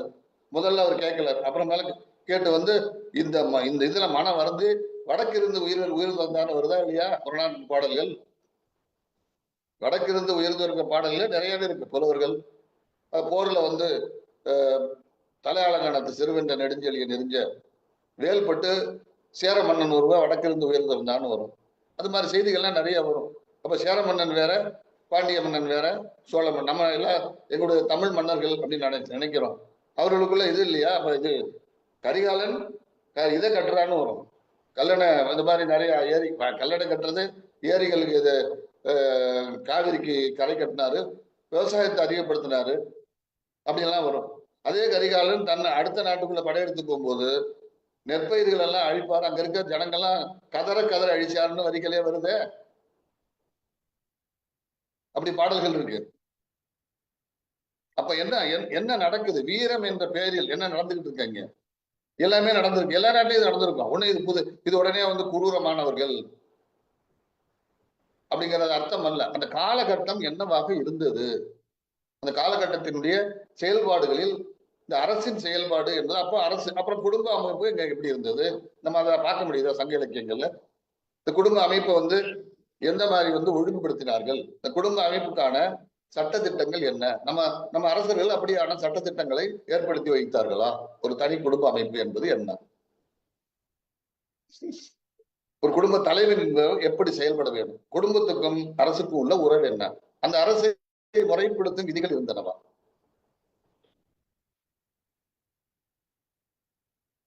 அப்படியான எதையும் நம்ம பார்க்க முடியுதா? கொஞ்சம் கவனிச்சு பாருங்க. அப்படி எதுவுமே காணாம இப்ப இதுல இருக்குல்ல, கௌடில்யர் அர்த்த சாஸ்திரம் இருக்குல்ல, அது அந்த காலமா எனக்கால கொஞ்சம் பிற்காலமா இருக்கணும், சங்க இலக்கியத்துக்கு பிற்காலமா வந்துருக்கும். அதுல பல்வேறு வகையான அரசனுடைய வருமானங்கள்லாம் சொல்லிக்கிட்டே வரான். ஏகப்பட்ட விஷயம் சொல்லலாம், என்னென்ன செய்யணும். இவதான் நேற்று முந்தா நாள் கூட படிச்சு பார்த்தேன், நீங்க நம்பவே மாட்டீங்க, அப்படி ஒரு விஷயம் இருந்தது. பெண்களை வச்சு விபச்சாரம் பண்றதுக்கு அதிகாரியை போட்டு வருமானம் பாடுறான்னு எழுதியிருக்கான். 47வது அதிகாரம். அதிகாரிகளே போட சொல்லியிருக்கான். அது எவ்வளவு ரூபாய் எப்படி இப்படிலாம் எழுதியிருக்கானுங்க. கௌடில்ய அர்த்த சாஸ்திரத்துல இருக்குது. தமிழ் மரபுல அது இல்லை, காணோம். ஆனால் ஒரு தலைவன் சரியாக இருந்திருக்கானா, ஒரு குடும்பம் ஒருவனுக்கு ஒருத்தி இருந்திருக்கானா? இல்லை. பரத்தையர் எல்லாம் யாரு? அது தமிழ் பெண்கள் தானே. ஏன் பரத்தையர் ஆனாங்க? ஏன் அரசர்கள் அதை ஏன் நம்முடைய கலாச்சாரத்துக்கு மாறானதுன்னு கட்டுப்படுத்திக்கணுமா இல்லையா? அப்படி ஒன்றும் நடக்கலையே. அப்போ தமிழ் சமூகம் என்பது நம்ம கற்பனை பண்ண மாதிரி அந்த காலத்துல இருந்ததா, இல்ல நம்ம கற்பனையில இருந்து வேறுபட்டு இருந்ததா அப்படின்னா நம்ம தரவுகளை ஒழுங்குபடுத்தி அடுக்கி பார்க்கணும். அதோட நேரத்துல என்ன மாதிரியான அங்க உற்பத்தி உறவுகள் இருந்தன, என்ன மாதிரியான அடுத்த மக்களோட உள்ள உறவு முறைகள் என்னவாக இருந்தது, அதுக்கான சான்றுகள் நமக்கு என்ன கிடைச்சிருக்கு. நேரா பாத்தீங்கன்னா நிறைய வணிக சாத்துகள் கிடைக்குது. அப்போ வணிக சாத்து அப்படின்னா உள்நாட்டு வியாபாரம் பண்றது, கப்பல் வியாபாரம் பண்ணக்கூடிய மாநாயகன் அப்படின்னா கப்பல் வழியா வியாபாரம் பண்ணக்கூடியவங்க. அப்ப வியாபாரம் மற்ற இதெல்லாம் நமக்கு கிடைக்குது. மற்றதெல்லாம் இது செய்தி கிடைக்குதான்னு பார்த்தா பல்வேறு விதமான தொழிலாளர்கள் அவருடைய தொழில்களை பற்றிய செய்திகள் கிடைக்குது. ஏற்றத்தாழ்வுகள் இருக்கானா? ஓரளவு இருக்குது. இப்ப 335வது பாட்டு அந்த பாணன் பறையன் கடம்பன் தொழில் 4 அல்லது கொடியும் இல்லை அப்படின்னு வரும். இழிசனன்னு சொற்களே வரும். இழிசனன். ஆனா தீண்டாமை இருந்த மாதிரி தெரியல. எங்கேயுமே இருக்கும் மேலும் கீழும் என்பது இருந்தே தீரும். அறிவாளி இருப்பான், முட்டாள் இருப்பான், பணக்காரன் இருப்பான், ஏழை இருப்பான், முரடா இருப்பான், உடல் வலிமையில அவனெல்லாம் அடக்கி இந்த பண்பு எல்லா இடத்துலயுமே இருக்கு. மிருகங்கள்ட்டே இருக்கும், மனிதர்கள்ட்ட இருக்காதா? இப்படி பார்த்துட்டே வரும்போது நான் பார்த்தேன், அப்ப நிலம் என்பது யாரிடம் இருந்தது? அப்போ உற்பத்தி உறவுகளை பார்க்கும்போது நிலம் என்பது அரசர்களுக்கு சொந்தமாக இருந்ததா, இல்ல அரசுக்கு சொந்தமாக இருந்த மாதிரி தெரிஞ்சுதான் பார்த்தா அரசர்கள் நிலம் கொடுத்திருக்காங்க. யாருக்குன்னா பார்ப்பனர்களுக்கு நிலம் கொடுத்திருக்காங்க. 122வது பாட்டு. உன் நிலம் எல்லாம் பார்ப்பனனுடையது. அது எந்த பார்ப்பனர்? வேத வேள்விகள் செய்யக்கூடியவர்கள் வருது. அது உண்மையாதான் இருக்கு. ஏன்னா பின்னால பாத்தீங்கன்னா பல்லவர் காலம், பாண்டியர் காலம், அடுத்த சோழர் காலம், எல்லா நாயக்கர் காலம், எல்லா காலகட்டங்கள்லயும் நிலங்களுக்கு கொடுக்குறாங்க. சோழர் காலம் வரைக்குமே கிட்டத்தட்ட ஒரு 7000 8000 குறிப்புகள் கிடைக்குது. அந்தணர்களுக்கு நிலம் கொடுத்துருக்காங்க. உடனே வந்து அந்தணர்களை பாராட்டினாங்க. அப்படி ஒரு சமூக அமைப்பு அன்னைக்கு இருந்திருக்குது. பாண்டியர் செப்பேடுகள்ல ஏராளமா இருக்குது. ஒரு 7000 பேருக்கு நிலம் கொடுக்கும். நான் கேட்கிறேன், ஒரே ஒரு தமிழனுக்கு, ஏதாவது பார்ப்பனர் அல்லாத ஒருவருக்கு கொடுக்கப்பட்டிருக்கா? இருக்கவே இருக்காது. 1150 வரைக்கும் இருக்காது. சங்க காலத்துல இருக்காது, சோழர் காலத்துல இருக்காது. அப்ப நிலம் உழுதுருப்பா, சாப்பிட்டுருப்பாங்க. நிலம் யாருக்கு இருந்ததுன்னா அவங்களுக்கு எழுதும் போது அவங்க பையங்களுக்கு வச்சுக்கலாம், பேரனுக்கு கொடுக்கலாம், விற்கலான்னு வரும். இப்படி இருந்ததா? உழுகலாம், சாப்பிட்டுக்கலாம், உரிமையாக இருக்காது. அப்ப சங்ககால நில உரிமை என்பது என்னவாக இருந்தது? அதை நம்முடைய அரசர்கள் எப்படி ஒழுங்குபடுத்தினார்கள்? சங்ககால சமயம் என்பது எப்படி இருந்தது? சமய சடங்குகள் இந்த மாதிரி விஷயத்தெல்லாம் எப்படி கொண்டாந்தாங்க? ஒருமுகப்படுத்தி கொண்டாந்து ஒரு அமைப்புக்குள்ள கொண்டாந்தாங்களா? ஏன்னா பழங்குடி மக்களை இணைப்பதுதான் மதத்தினுடைய பங்கு. அப்படி ஒரு செயல்பாடுங்க நடந்ததா? அரேபிய பழங்குடிகள் எல்லாம் ஒருங்கிணைக்கும் போது அங்க இஸ்லாம்னு ஒரு மதம் உருவாகுது. ஐரோப்பிய பழங்குடிகள்லாம் ஒருங்கிணைக்கும் போது கிறிஸ்துவம்னு ஒரு மதம் உருவாகுது. பௌத்தம், ஜைனம் எல்லாம் அப்படித்தான். தமிழ்நாட்டில் அப்படி நம்முடைய சங்ககால அமைப்பில் மதம், சங்க காலத்துல மதம் இருந்தது. நம்முடைய மதம் வந்து மால் மதம், சைவ மதம். மதம் என்பது எல்லா மக்களையும் ஒருங்கிணைத்து ஏதாவது ஒரு இடத்துல கொண்டு போய் அவங்களை நிறுத்தி வைக்கணும். அந்த நிறுத்தி வைக்கிற இடம் தான் கோயில் அல்லது முக்கியமான இடங்கள்னு வரும். அந்த சர்ச்சு அல்லது இதுக்கேற்ற மாதிரி சொல்லிக்குவாங்க. அதுக்கான புனித நூல்கள் உருவாக்கப்படும். நமக்கு ஏது புனித நூல்? நம்ம அவ்வளவு நூல் பாக்குறோம். சங்க காலத்துல ஒரு அரசர், ஐயா இதுதான் தமிழர்களின் புனித நூல் அப்படின்னு ஏதாவது ஒண்ணும் பண்ணி வச்சிருக்காங்களா? அப்படி எதையும் காணுமே. கிட்டத்தட்ட நம்ம கிமு 3ஆம் நூற்றாண்டுல இருந்து நமக்கு ஆதாரங்கள் கிடைக்க ஆரம்பிக்குது. கிபி 3-4 நூற்றாண்டுகள் வரைக்கும் நமக்கு தரவுகள் வந்து கொண்டே இருக்கு. நம்முடைய என்ன வேடிக்கைன்னா, எழுத்து தரவுகள் இந்தியாலேயே நமக்கு தான் கிடைக்குது. பிராமி எழுத்து எழுதப்பட்டது அப்படின்னாலே தமிழ்ல தான் எழுதப்பட்டது கிடைக்குது. வடமொழியில எல்லாம் பேச்சு வழியில பத்தி வேதங்கள், உபநிடதங்கள், இதிகாசங்கள்லாம் பேச்சா இருக்கே தவிர எழுத்தாக கிடைத்ததா அப்படின்னு பார்த்தா பெரும்பாலும் இல்லை. தொல்காப்பியம் கூட நமக்கு நேரடியா எழுத்தை பற்றி பேசுது, எல்லாமே இருக்கு. மொழி, நம்முடைய மொழியினுடைய அமைப்பு பற்றி பல்வேறு விதமான செய்திகளை இது சொல்லுது. ஆனா அரசர்களோட சம்பந்தப்பட்டதா இருக்கு. அதனுடைய பாயிரம் சொல்லுது அரசனுடைய அவையில் அரங்கேற்றினதுன்னு. மொழி பற்றிய ஒரு குறிப்பிட்ட கண்ணோட்டம் அரசர்களுக்கு இருந்து கொண்டிருக்கு. அதனால்தான் தமிழ் மொழி தமிழ்கள் வேந்தர்னு வரும். மூவேந்தர்களுக்கு தமிழ்கள் வேந்தர் அப்படிங்கிறது தமிழ் மொழியினுடைய மொழியோட சேர்ந்த அரசர்களை சொல்லுவதுங்கிறது இங்க இருக்குது. நம்ம அதை பார்க்கிறோம். தமிழ் வேந்தர்களுக்கு ஒரு இழிவுன்னா வடநாட்டுக்கு படையெடுத்து போனா செங்குட்டுவன் அப்படின்லாம் வரதான் பார்க்க நம்மளால பார்க்க முடியுது. நம்ம அந்த மொழியோட மொழியை என்ன மாதிரி வகைப்படுத்தினார்கள்? ஏன்னா சில விஷயங்கள் மதுரையோட சேர்த்து தமிழ்ச்சங்கம் வரும். ஆனா இவங்கதான் வந்து நூல்களை தொகுத்தார்களா அப்படின்னா தொகுப்பு நூல்கள் ரொம்ப பிற்காலத்ததாக தெரிந்து 5ஆம் நூற்றாண்டு. ஆனா சில அரசர்கள் நூல்களை தொகுத்திருக்காங்க. இப்ப இவர் வந்து ஐங்கரநூல் தொகுத்தவர் சேரமான். இவர் என்ன வருது பாருங்க, அந்த அவர் இப்ப சொன்ன அவர் கூட இறந்து போனதுக்கு அந்த புலவர் பாட்டு பாடினார். அந்த ஜோசியம் பார்த்து சொல்றது கணை சேரமான் யானைக்கண் செய் மாந்தரஞ்சேரல் இரும்புரை. ஏன்னா அது வேற என்ன, அதுல வேடிக்கை என்னன்னா திருக்குறள்ல மேற்கொள்ள அந்த பாட்டு சேரமான் யானைக்கன் சொல் இரும்புரைன்னு இவர் எழுதுறார். பரிமேழகர் 1840 திருக்குறள்லையும் அதான் இருக்கு. அதுக்கப்புறம் வந்து இவர் வடிவேலு செட்டியார், வைமுகோ, அந்த மரபொழியா இவர் முத இவரை இது போட்ட நம்ம திருக்குறள் அழக பரிமேழகர் 1861 இவர் போடுறார் ஆரம்ப நாவல். எல்லா பதிப்பிலும் சொல்லி இருமுறைன்னு இருக்கு. அது கூட அடிக்குறிப்பில் யாரும் கொடுக்க காணும். ஒரே ஒரு இடத்துல மட்டும் வைமுக லேசா குறிப்பிடுவார். அது வேறு. அது மாதிரி நிறைய பிரச்சனைகள் சங்க இலக்கியத்திலேயே நிறைய இருக்கும். அந்த பாடல்கள்லயே நிறைய பிழைகள், விட்டு போனது, தவறான பதிப்பு, இப்ப வரைக்கும் தவறான பதிப்புகள் நிறைய இருக்கும். அப்போ இந்த இதெல்லாம் தொகுத்து எழுதப்பட்டது எப்பொழுது? அப்ப இப்ப இதுல என்ன செய்யணும்னா, அப்ப சங்க காலம் அப்படின்னு இப்ப பேசி அந்த பாடல்கள், இப்ப புறநானூற்று பாடல்கள், அகநானூறுல அங்கங்க வரக்கூடியது சங்க பாடல்கள் இருந்து நம்ம எடுக்கிறோம். சரி, இது எல்லாருக்கும் தெரியுமா? இது எப்படி நமக்கு தெரிஞ்சது? சங்க காலங்கிறது எதை வச்சு நம்ம பேசணும்? 2000 ஆண்டுகளுக்கு முன்பு ஆரம்பிச்சிடறோம் இல்ல? இது ஆரம்பிக்கும் போது எதை அடிப்படையாக கொண்டு நாம் பேசுகிறோம்? பூவேசா என்ன சொல்றாரு? 1880 ஒரு புது இதுக்கு வராரு, கும்பகோணத்துக்கு வாத்தியாரா வராரு. வந்து ஒரு 4-5 மாசத்துலயே சேலம் ராமசாமி முதலியாரை சந்திக்கிறார். அதை நீங்க படிச்சிருப்பீங்க. நீங்க என்னென்ன படிச்சிருக்கீங்க அப்படின்னு கேட்கிறாரு போது அவர் ஏதோ நூல் ஆயிரக்கணக்கில் சொல்லுவார். ஆனா அவருக்கு வந்து சங்க நூல்களும் தெரியல, சிவ சிந்தாமணி தெரியல. உடனே அவர் கேட்பாரு, சிந்தாமணி எல்லாம் காட்டிட்டு சங்க இதுக்கு மூல நூல்கள் படிச்சிருக்கீங்களான்னு கேட்பாரு. அவர் ஒன்றும் எனக்கு என்ன புதுசா இருக்கு, இவ்வளவு புதுசா நம்ம சொல்லிட்டோம், நம்ம ஆசிரியர் எவ்வளவு பெரிய ஆளு என்ன புதுசா கேட்கிறாருன்னு அவர் எழுதியிருப்பாருங்க. அப்பதான் அப்புறம் நீங்க சொல்லுங்க, நான் வேணா தெரிஞ்சுக்கிறேன் பாரு, சங்க இலக்கியம் தெரியுமா, இந்த மாதிரிலாம் இந்த இது சங்க இலக்கியம் பாட்டும் தொகையும்னு வரும், அது தெரியுமான்னு கேட்பாரு. அந்த நூல்களை நானும் படிச்சதில்லை, இந்த ஆசிரியர் படித்தது இல்லை பாரு. அப்போ 1880 சங்க இலக்கியம் பற்றி ஒரு புரிதல் தமிழ் சமூகத்துக்கு இல்லாம இருந்தது. 17 கீழ்கணக்கு நூல்கள் என்னன்னு ஒரு பெரிய ஆய்வே பண்றாரு 1889 நம்ம இவரு ஸ்ரீ தாமோதரன் பிள்ளை. 17 கீழ்கணக்கு என்னன்னு தெரியவே இல்லை. இந்த 18 நூல்களை சொல்ல தெரியல. பரிபாடல் உரையாசிரியர் யாருன்னு ஐயருக்கு தெரியாது, பின்னாலே தெரிஞ்சுக்கிறாரு. தொல்காப்பியம் பேராசிரியர் உரைங்கிறது தெரியாம எல்லாம் ஒன்னொன்னு நச்சினார் உரைன்னு போட்டுருக்காரு.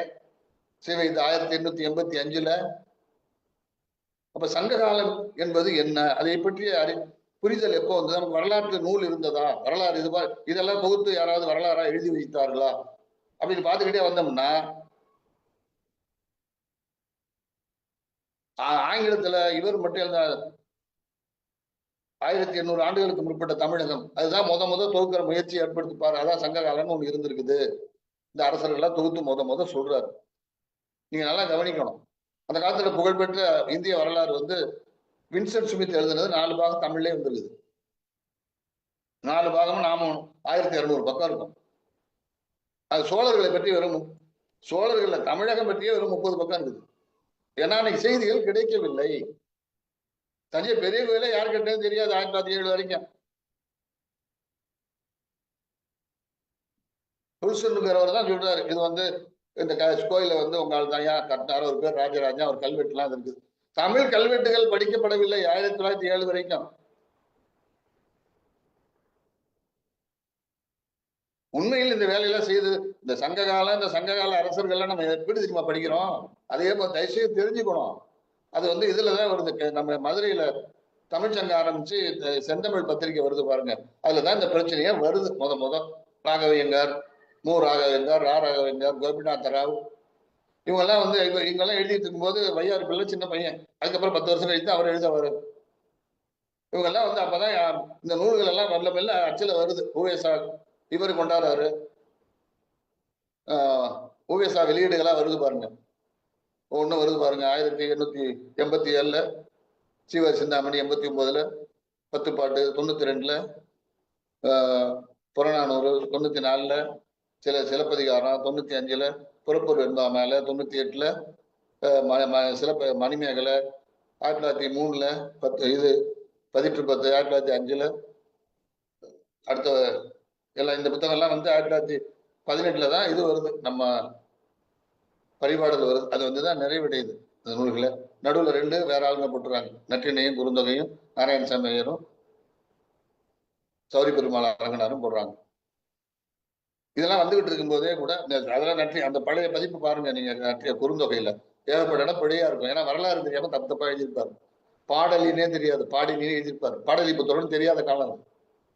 அதனால அதுல பாடினின்னு எழுதியிருக்கும். அது என்ன வழி தெரியுமா? இன்னைக்கு வரைக்கும் பல தொல்காப்பிய பதிப்புல மேற்கோளா வரக்கூடிய அந்த இடங்களே அப்படி இருக்கும். ஐயா பெரும் புலவர் அடிகளாசிரியர் பதிப்புல எப்படி இருக்கும். அப்பதான் வந்து இந்த இதெல்லாம் என்னது, இந்த நூல்கள் என்ன சொல்லுது, அந்த காலம் என்னன்னு இப்பதான் ஆராய்ச்சிகளே வர ஆரம்பிக்குது. அப்ப கல்வெட்டுகளும் கிடைக்கல. அப்பதான் கல்வெட்டுகளையும் தோக்குறாங்க. இந்த கல்வெட்டுகளே வந்து எல்லாரும் என்ன இன்னொரு வேடிக்கை தெரியுங்களா, நம்ம எல்லாருமே வசமா மறந்து போயிட்டோம். ரொம்ப நம்ம நன்றி சொல்ல வேண்டிய ஆள் யாருன்னா மெக்கன்சி. 1820 இதெல்லாம் தொகுத்து நம்ம தமிழ் நூல் வந்து எந்த நூல் எடுத்தாலும் மெக்கன்சி மேனஸ்கிரிப்ட பார்த்தோம்னு சொல்லுவாங்க. அதான் அப்ப ஓரியண்டல் மேனஸ்கிரிப்ட் லைப்ரரியில ஓவே சாமிநாதர் உட்பட அதை எழுதுவாங்க. அவரை பார்த்து அந்த சுவடியை பார்த்தேன். மெக்கன்சி மேனஸ்கிரிப்ட்ல தான் திருக்குறள் மணக்குடர் உரை கிடைத்தது. அப்புறம் ஒரு உரை கிடைத்ததாக சொல்றாங்க, அது நமக்கு தெரியல. அவர் இல்லைன்னா மணக்குடர் உரை நமக்கு கிடைத்திருக்காது. இப்படி பல நூல்கள்.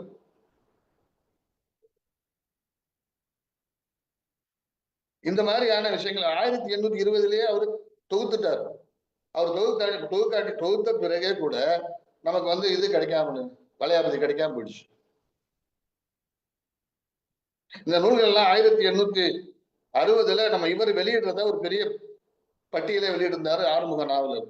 தொல்காப்பியம், சிலப்பதிகாரம், சீவசிந்தாம உரைகள், புறநானூற்று உரை எல்லாம் போட்டிருந்தார். எதையுமே போடல. அதனுடைய அதை பற்றி மதிப்பே தெரியல. இந்த நூல்களை பற்றி மதிப்பே ஆறுமுக நாவலர் போன்ற மிகச்சிறந்த அறிஞர்களுக்கு, பெரிய மாபெரும் அறிஞர்களுக்கு சங்க நூல்களை பற்றி புரிதல் இல்லாத ஒரு நிலை இருந்தது. அப்படிங்கிறத அந்த 1860 அவருடைய திருக்கோவையார் புத்தக வெளியீட்டுடைய கடைசி பக்கத்துல விளம்பரம் கொடுக்குறாரு. அவர் மட்டும் அதை வெளியிட்டு இருந்தாருன்னா, அவர் அன்னைக்கு ஐயா ஓவேசாக்கு 5 வயசு. 5 வயசு முடிஞ்சு 6வது வயசு இவருடைய விளம்பரம் வருது. இன்னைக்கு தமிழ் தாத்தா அவருதான். தெரியாது. இதெல்லாம் வந்து அதனால்தான் அந்த காலகட்டத்துல பல விஷயங்கள் கால்டுவெலுக்கு தெரியாம இருந்தது. இந்த தொல்காப்பிய பொருளதிகாரமே விளங்கல. ஏன்னா சங்க இலக்கியங்களை படித்தாதான் பொருளதிகாரம் விளங்கும். பொருளதிகாரம் தெரிஞ்சாதான் சங்க இலக்கியங்கள் விளங்கும். அப்போ சங்க காலம், சங்க இலக்கியம், சங்க கால அரசர்கள், இந்த மாதிரி விஷயம். அதனாலதான் புறநானூறும் சிலப்பதிகாரம் வெளிவந்த உடனே ஐயருக்கு புகழ் வாங்கிடுது. தமிழ் வரலாறு பட்டார்னு வெடிக்குது. அதுக்கு வந்து ஒண்ணுமே தெரியாத ஒரு எல்லாம் வந்து இந்த புராண கதைகளா இருக்கிறது வரலாற்று செய்திகளா மாறுது. அது மட்டும் இல்லாம என்னடா நாட்டியம் பத்தி பேசுறான், இசை பற்றி பேசுறான், பல்வேறு விதமான ஊர்களை பத்தி பேசுறான், பெரிய நகரங்களை பத்தி பேசுறான். இந்த நகர மாதிரி விஷயம் எல்லாம் எங்கேயுமே இல்லையே. வட இந்திய மொழிகள்ல வடமொழிகள்ல காணோம். இதுக்குள்ள போனா நகரங்கள் 10 பாட்டுல பார்த்தா நகரங்கள் இருக்கு. பெரிய பெரிய நகரமா சொல்றான்.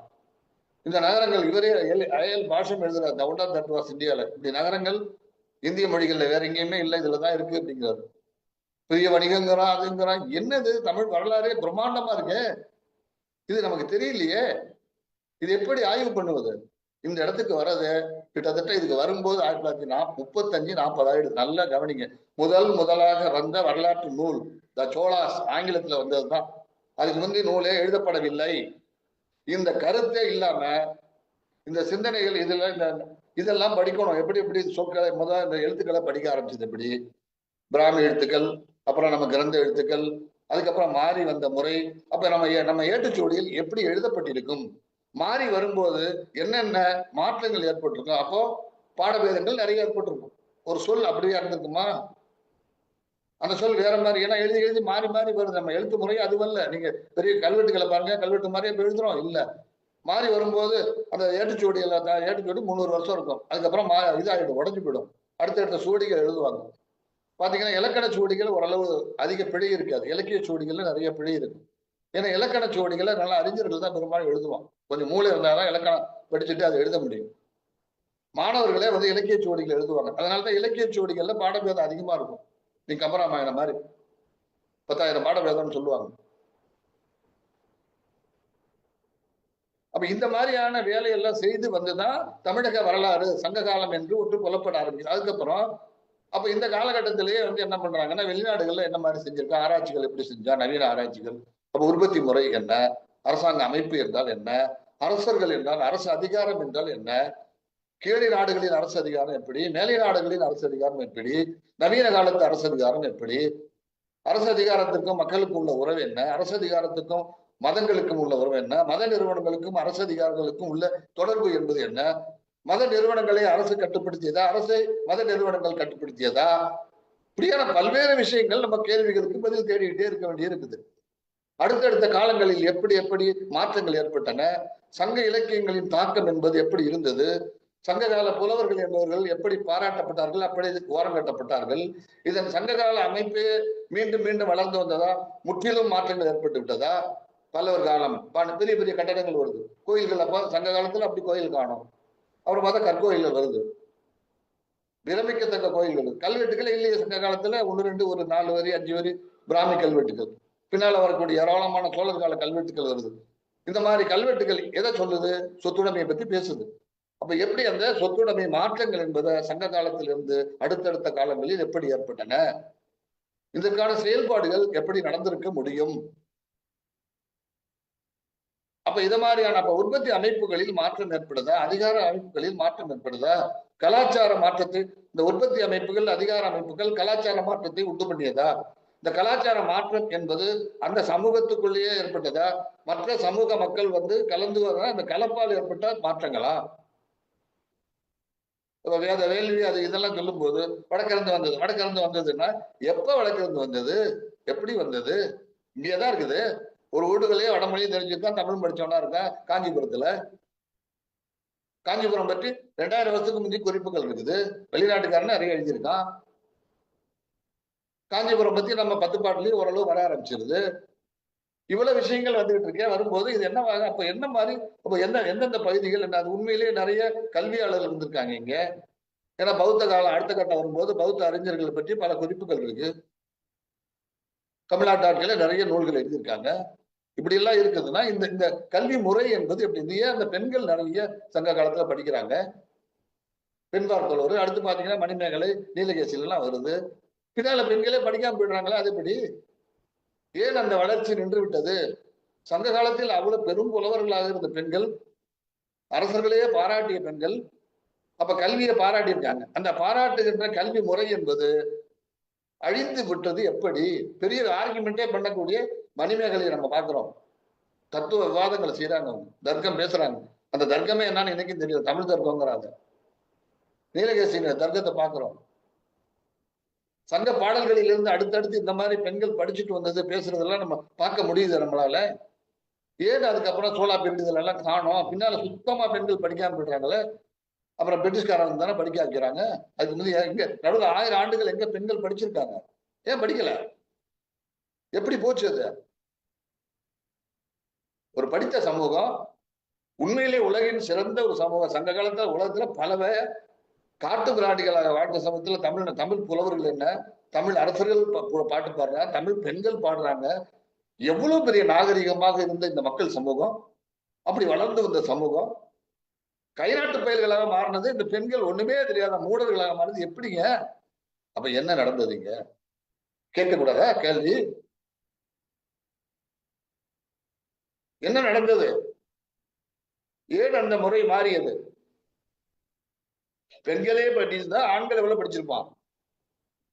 படிப்பு நிறைந்த சமூகமாக உலகமே கைநாட்டு பயிர்களா இருந்தப்ப இவெல்லாம் படிச்சிருக்கான். உலகமே வளர்ச்சி அடைஞ்சு படிச்சவனா மாறும்போது இவெல்லாம் கைநாட்டா மாறுறான். இது என்ன மாற்றம், இது முட்டாள்தனமான ஒரு முட்டாள்தனம். விவரமே இதை புரிஞ்சு கொள்றதே கஷ்டமா இருக்குங்க. இதில் நடுவில் என்ன நடந்தது, இதை நம்ம ஆராய்ச்சி பண்ணணுமா இல்லையா. வெறுமனே அப்படி இருந்தது இப்படி இருந்தது, எங்க தாத்தா எங்க பாட்டன் எங்க சித்தப்பன் இப்படி ஒருத்தன் சொன்னா 4 படிக்காமே உலக கை தட்டுறது. நம்ம படிச்சாலாம் எதுக்கு இருக்கோம்னு கேட்கிறாங்க. 10 வருஷம் பிஏ எம்ஏ அது எதுன்னு எம்பிஎல்ல படிச்சுட்டு வருவான். இவன் பேசாம உட்கார்ந்து இருக்க, ஒரு பேர் மேடையில் ஏறி இஷ்டத்துக்கு உளர்றது, இவங்க தான் தமிழை வளர்க்குறான்னு பேசுற ஒரு சூழலை உண்டாக்கி இருக்கமே, நியாயமா அது. நான் பணிவன் கூட அவங்களை கேட்கிறேன், சிவர் எல்லாம் கிடையாது. ஒரு சமூகம் உருப்படுமா, மொழி வீட்டிலேயே பேசுறது இல்லப்பா, பிள்ளைங்க உட்பட அழிஞ்சு போயிட்டு இருக்கு. நம்ம மனசு கஷ்டமா இல்ல, என் மொழி கண் முன்னால் அழியுது. 2000 ஆண்டு அற்புதமான என்னுடைய மொழி. இலக்கியம் இருக்கு, இலக்கணம் இருக்கு, தத்துவம் இருக்கு, இசை பாடல், இசையே நம்ம இசையை தான் முன்னாடியானது. அது எவனும் இது இந்தியாவிலேயே தமிழ் பண்கள் தான் முதன்மையானது. சாரகதார அப்படிதான் எழுதுறாங்க. அந்த புத்தக மொழிபெயர்ப்பு வந்திருக்குது. நாட்டியம் அப்படின்னா நம்ம இதெல்லாம் இது இருக்கு. நாட்டிய சாஸ்திரப்படி ஆடுறது தமிழ்நாட்டுல தான். அந்த நாட்டியத்தை தஞ்சாவூர் தான். நூல் தான் வடமொழியில இருக்குது. எந்த இது இசைக்கலை, எல்லா கலை வளர்ச்சி, இலக்கிய வளர்ச்சி, தத்துவ வளர்ச்சி எல்லாமே இருக்கிற அற்புதமான ஒரு சமூகம் நாசமாக எப்படிங்க போச்சு? வெறுங்கதை பேசிட்டாலே சூழலுக்கு யார் காரணம்? சும்மா சங்க காலம் அப்படி இருந்தது இப்படி இருந்ததுன்னு இறக்கி விட்டு போனா போதுமா? இன்னைக்கு நாம எப்படி இருக்கோம்? இது எப்படி உருவாக்கப்பட்டது? இப்ப நான் தயவு செய்து சிந்திச்சு பாருங்க. நான் சொல்றதுல சரியா இருந்தா எடுத்துக்கங்க, சரியில்லைன்னு வச்சுங்க. சரியில்லைங்கிறதுக்கு சரியான காரணங்களோட சொல்லுங்க. நான் தப்பா சொன்னா நான் மாத்திக்கிடுவேன். அப்படிலாம் யோசிக்க வேணாமா? இது மாதிரி இன்னும் நிறைய விஷயம் நம்ம விவாதிக்க வேண்டியது இருக்கு. இப்ப நீங்க கேள்விகள் எல்லாம் கேட்டீங்கன்னா எனக்கு தெரிஞ்சதை மறுபடியும் உங்களோட பகிர்ந்துக்குவேன். இது வரைக்கும் இந்த பொறுமையா கேட்டதுக்கு உங்க அனைவருக்கும் வணக்கம் சொல்றேன். நன்றி, வணக்கம்.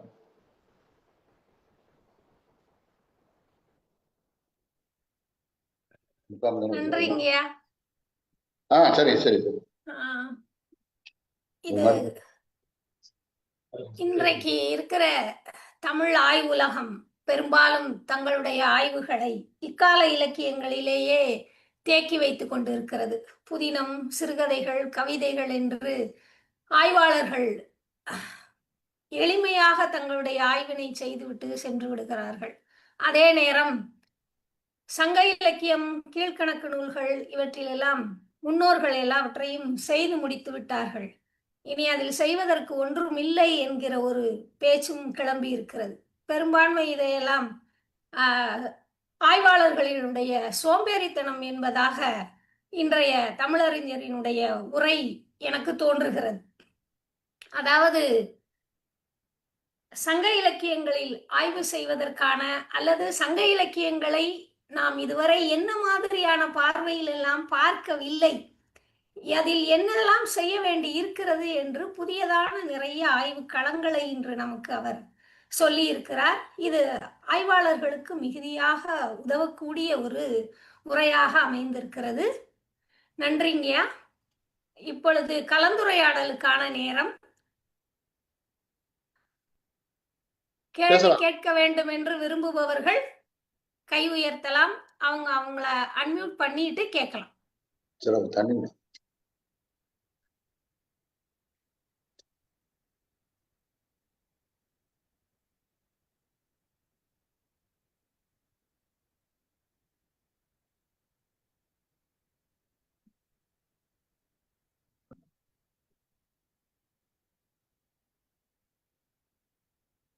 யாரு கேளுங்க?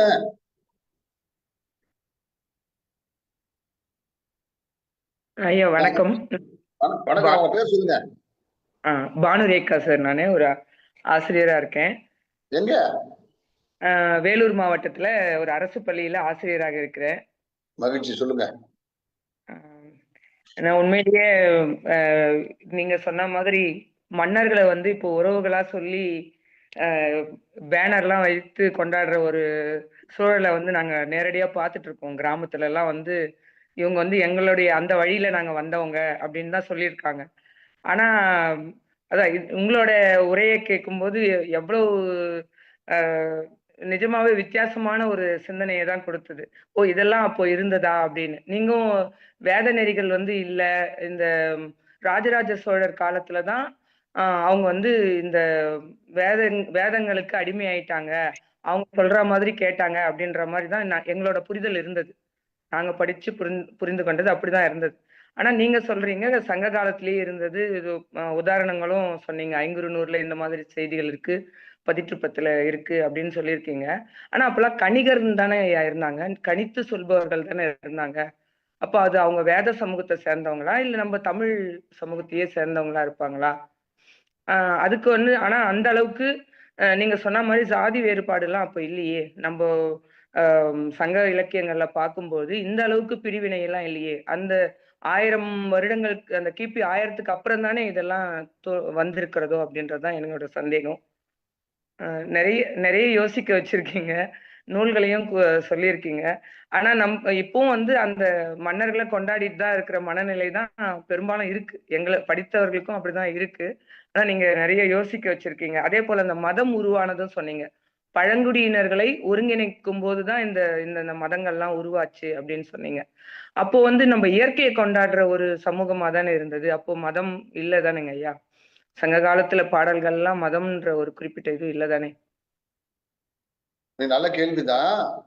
இதுல என்ன நம்ம கவனிக்க வேண்டிய விஷயம்னா, நீங்க இப்ப இந்த வேத வேள்வி பற்றி ஒரு இடம் இல்ல, சங்க இல பாடல்கள்ல கிட்டத்தட்ட நூற்றுக்கணக்கான இடங்கள்ல இருக்கு. நீங்க ஒண்ணு வேணாம், இப்ப எளிமையாக இது எல்லாம் பாத்துக்கலாம்.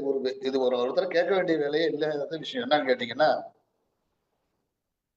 சங்ககால சங்க இலக்கியம் 14 கீழ்கணக்கு எல்லாத்துக்குமே இது இருக்கு. நம்ம கோபாலையர் இவங்க தொகுத்த அகராதி இருக்கு. அது இல்லாம வந்து இவங்க இது ஒரு 6 தொகுதி எல்லாமே கிடைக்குது. நம்ம மறை இவங்க போட்டது வரலாற்று முறை அகராதி அப்படின்னு இருக்குது. இது இல்லாம தமிழ் பல்கலைக்கழகம் வந்து நம்ம மாதையா வச்சு இது வந்திருக்குது. சங்ககால சொற்களஞ்சியம் எல்லாம் தொகுத்திருக்காங்க. அது இல்லாம பெருஞ்சொல் அகராதி, இது மாதிரி அகராதிகள் இருக்கு. அதுல வேள்வி, வேதம், மறையவர் இப்படின்னு எடுத்துட்டீங்கனால அது எங்கெங்க இருக்கோ எல்லாம் பத்தி தகவல்கள் முழுசா வந்துடும். இது இல்லாம ஒரு எளிய நூல் ஒண்ணு இருக்கு. பீசா சுப்பிரமணிய சாஸ்திரி எழுதின சங்க இலக்கியங்களும் வைதிக மார்க்கம்னு ஒரு புத்தகம். ஒரு 110 பக்கம் தான் இருக்கும். அதுல எங்கெங்க வந்து இந்த சங்க இலக்கியங்கள்ல வைதிக மார்க்கம் பேசப்படுது. இத பகையாவே பார்க்க கூடாது, தப்பா பாக்குறதுதான் ரொம்ப தவறு. அந்த காலத்துல அப்படி இருந்தது. அது வந்து அது ரொம்ப அந்த மன்னர்கள் அப்படியே ரொம்ப தவறான ஆட்கள். ஒரு மன்னர் சொல்றான் 10 62 ஆமா 62 61 62ல பார்ப்பாருக்கு அல்லது பணிபேறு இல்லையேங்கிறான். என் தலையில பார்ப்பார் தான் தலை கால் வைப்பாருங்கிறான். வருது அந்த இடத்துல ஏன் அப்படி சொல்றாங்க? அது மாதிரி இடங்கள் நிறைய இருக்கு. நாங்க பார்ப்பனை தான் வழங்குவோம், அவங்க தான் சொல்றதான் கேட்போம்னு நம்ம தமிழ் அரசர்கள் சொல்றாங்க. அந்த அன்னைக்கு சூழல் என்ன? இந்தியா பூரா அந்த மாதிரி ஒரு சூழல். இந்திய அரசர்கள் எல்லாம் அந்த காலத்துல எப்படி இருந்தாங்க, ஏன் அப்படி சொல்றாங்க? அப்படி சொல்ல வேண்டிய அவசியம் என்ன இருந்தது? எனக்கு என்னன்னா, ஓரளவு யோசிச்சோம்னா விவசாயத்துக்கும் அதுக்கும் உள்ள தொடர்பு இருந்தது. ஏன்னா அவங்க ஜோசியம் பார்க்கக்கூடியவங்க இருந்தாங்க. இப்ப மழை வரும், இப்ப இது வரும், இதெல்லாம் சொல்லும் போது உற்பத்தியோட தொடர்புடையவர்களாகவும் இருந்திருப்பாங்களோன்னு அதை யோசிக்கலாம்னு தோணுது. நம்ம வெறுமனே வந்து சடங்காச்சாரங்கள் மட்டும் இருந்தா எல்லாம் பாராட்ட மாட்டான். தன்னுடைய வாழ்க்கைக்கு சம்பந்தப்பட்ட விஷயங்களை சொல்லக்கூடிய மனிதர்கள் தான் பாராட்டுவாங்க. ஜோசியம் சொன்னாலே அவன் பின்னால ஓடுவான். அதனால குறி சொல்றவன் ஓடுறாங்க இல்ல. அப்போ எல்லா மக்களும் தங்கள் வாழ்வுக்கு அந்த காலகட்டத்தில் உறுதுணையாக இருக்கக்கூடியவர்களை தான் பாராட்டுவாங்க. அப்ப அப்படி இருந்திருக்கிறதுக்கான ஒரு வாய்ப்பு ஒண்ணு இருக்குது. இன்னொரு என்னன்னா, ஹலோ சொல்லுங்க ஐயா. அந்த மாதிரி ஒரு வேற என்ன கேட்டீங்க? அந்த கணிகர்கள் தான் இருப்பாங்க அப்படின்னு கேட்டேங்க ஐயா. அப்பெல்லாம் வந்து கணித்து சொல்றவங்க தானே இருந்தாங்க. அவங்க வேத நெறிய சேர்ந்தவங்களா அப்படின்னு கேட்டேன். தனியாவே இல்ல. வேத நெறி தழைத்தவங்க மிக செய்வ துறைவங்க பின்னால வருது. 4 வேற நெறி தெரியணும்னு எதுக்கு தமிழ் அரசர் சொல்றாரு? 4 வேற நெறி தெரியணும், நான் தெரிய மாட்டேன் அப்படிங்கிறது வேதத்தை மேற்கோள் காட்டுறாருல்ல. வேதம் எங்க புறநானூறு மட்டுமா வருது, அகநானூர்ல வருது, குறுந்தொகையில வருது, வேளா பார்ப்பான், வேள்வி செய்யாத பார்ப்பானுக்கு வேளா பார்ப்பான்னு வருது. பார்ப்பனர்கள் முழுக்க முழுக்க முழுக்க அதை வந்துகிட்டே இருக்காங்கல்ல. எங்க வராத இடம் இருக்குது? சங்க இலக்கியம் பூரா ஏராளமான இடங்கள்ல வந்துகிட்டே இருக்காங்க. அப்படி ஒரு பரவலான ஒரு அந்த அந்த இதெல்லாம் ஏற்று செஞ்சு செயல்பட்ட ஒரு நிலையை நம்மளால பார்க்க முடியுது. அதன் ஊடாகத்தான் நம்ம அதுலதான் வந்து நமக்கு அப்படிதான் பார்க்கும்போதுதான் தெரியுது. பின்னால வேலைக்குடி செப்பேடு வரும்போது சங்க காலத்துல அந்த இவன் பல்யாக சாலை முதுகுடிமை பெருமை எழுதி கொடுத்த நிலத்தை பிடுங்கி கொண்டார்கள் என்று நக்கன் கொட்டன அந்த வந்து சொல்றான். பாண்டிய நெடுங்காரன் வந்து அதை வாங்கி கொடுத்தானது அந்த வேலிக்குடி செப்பேடு சொல்லுது. அந்த வேலிக்குடி செப்பேடு அதுக்கு அடுத்து சீவரமங்கல செப்பேடுன்னு ஒண்ணு இருக்குன்னு நினைக்கிறேன். அதுலதான் அந்த மறுபடியும் இந்த இவர்களுக்கு முத வந்து பட்டா போட்டு பார்ப்பனர்கள் பேர் எழுதி கொடுக்குற அந்த லிஸ்ட் எல்லாம் கொடுக்குறான். முதல்ல நம்ம பாக்குற லிஸ்ட் அதான். சங்க காலத்துல வெறும் பேரா இருக்கும். நிலம் வந்து பார்ப்பனருக்கு சொல்லியிருப்பான். இங்க லிஸ்ட் இதே இருக்கும், அந்த வரி பேர் போட்டு நில அளவு போட்டு இது இவ்வளவு இவ்வளவுன்னு சொல்லி கொடுத்துருப்பான். அதுக்கப்புறம் பாண்டியர் செப்பேடுகள்லயும் அதே மாதிரியே வரும். அதுக்கப்புறம் பலவர் இந்த பெரிய கோயில் கல்வெட்டுலயே கிட்டத்தட்ட 1500 பேருக்கு ராஜராஜ சோழன் நிலம் கொடுத்த கல்வெட்டு பெரிய கோயில் கல்வெட்டுக்கு நெட்லயே கிடைக்குது. இது எல்லாத்தையுமே நம்ம இதுல இருந்து எடுத்து பார்க்க முடியும். இதுக்கெல்லாம் நீங்க நூலகமே போகணும். இப்ப நமக்குள்ள வசதி என்னன்னா, நம்மளுடைய தண்ணியிலேயே நம்ம இதை பண்ணி அதை எல்லாத்தையும் உடனே பார்த்துடலாம். சங்க இலக்கியம் பார்த்துடலாம், இது பார்த்தலாம். ஒரு செய்தி வேணும் அப்படின்னா ஒன்று நான் அடிக்கடி சொல்லுவேன். இவர் வந்து மாலிகாபூர் வந்து இது வரைக்கும் பாயின்னு நினைச்சுட்டு இருந்தோம். எல்லாரும் அப்படியே நினைச்சுப்பாங்க இஸ்லாமியர். நீங்க நெட்ல போட்டு பாருங்க, ஐயர் அவரு குஜராத்தி பிராமின். இங்க படையெடுத்து வரும்போது 15 வருஷம் ஆச்சு அவருக்கு ஐயரா இதா மாறி. நெட்ல பார்க்க முடியும், உடனே பார்த்துடலாம். ஒரு செய்தியை வந்து ஒருத்தர் பொய் சொல்றாரா நிஜம் சொல்றாரான்னு செல்லுல அடிச்சு டப்புன்னு அடிச்சு பார்த்துடலாம். அப்ப இந்த மாதிரி வசதி இருக்கும்போது நம்ம அதை பார்க்கணும். யாருக்கு ஒரு ஆள் சொல்ல வேண்டிய அவசியமே இல்லை. நான் சொல்ல வருது என்னன்னா, இன்னைக்கு இருக்கிற நவீன யுகத்துல பழைய காலம் மாதிரி ஒருத்தர் மேடையில் நின்றுட்டு இதை படிக்காத ஒருத்தன் பேசுவான், அப்படி இருந்தது இப்படி. அது கேட்க வேண்டிய அவசியம் இல்லையே. ஏன் கேட்கறாங்க? எல்லாரு கையிலையும் செல்லு இருக்கு, படாரம் அடிச்சா தெரிஞ்சிட்டு போகுது. சங்க இலக்கியத்தில் எந்தெந்த இடங்களில் வேள்வி என்று வருகிறதுன்னு அடிச்சாலே நம்பரை போட்டு கொடுத்துட்றான். இத்தனை இடங்கள், எந்தெந்த இடங்களில் பார்ப்பனர், ஏன் பார்ப்பனர் வேதம் ஒன்னா அந்த ஒன்னா ஒண்ணுன்னு வருது. ஏன்னா பார்ப்பன வாங்கின்னு வருதா இல்லையா தொல்காப்பியத்துல? இப்ப இது 166வது பாட்டு என்ன? புறநானூறு. பார்ப்பான் கவுனியன் வெண்ணந்தாயனே ஆலத்தூர் கிழார் பாடியதும் வரும். இங்க பாருங்க, பார்ப்பான் பாடியது ஆலத்தூர் கிழார், அவர் வெற்றி பெற்றார்னு வரும். அவங்க வேள்வி செய்யறப்ப நெய் இது ஆறு மாதிரி நெய் போச்சுன்னு பெரும் பணக்காரர்களாக இருந்திருக்கிறார்கள். அதுலதான் எழுதுவார் ஐயர், 4 ஒய்ஃபு வேணும் இல்லாட்டி அந்த வேலை செய்ய முடியாதுன்னு ஊவி சாமிநாதையர் குறிப்பு எழுதுவார்.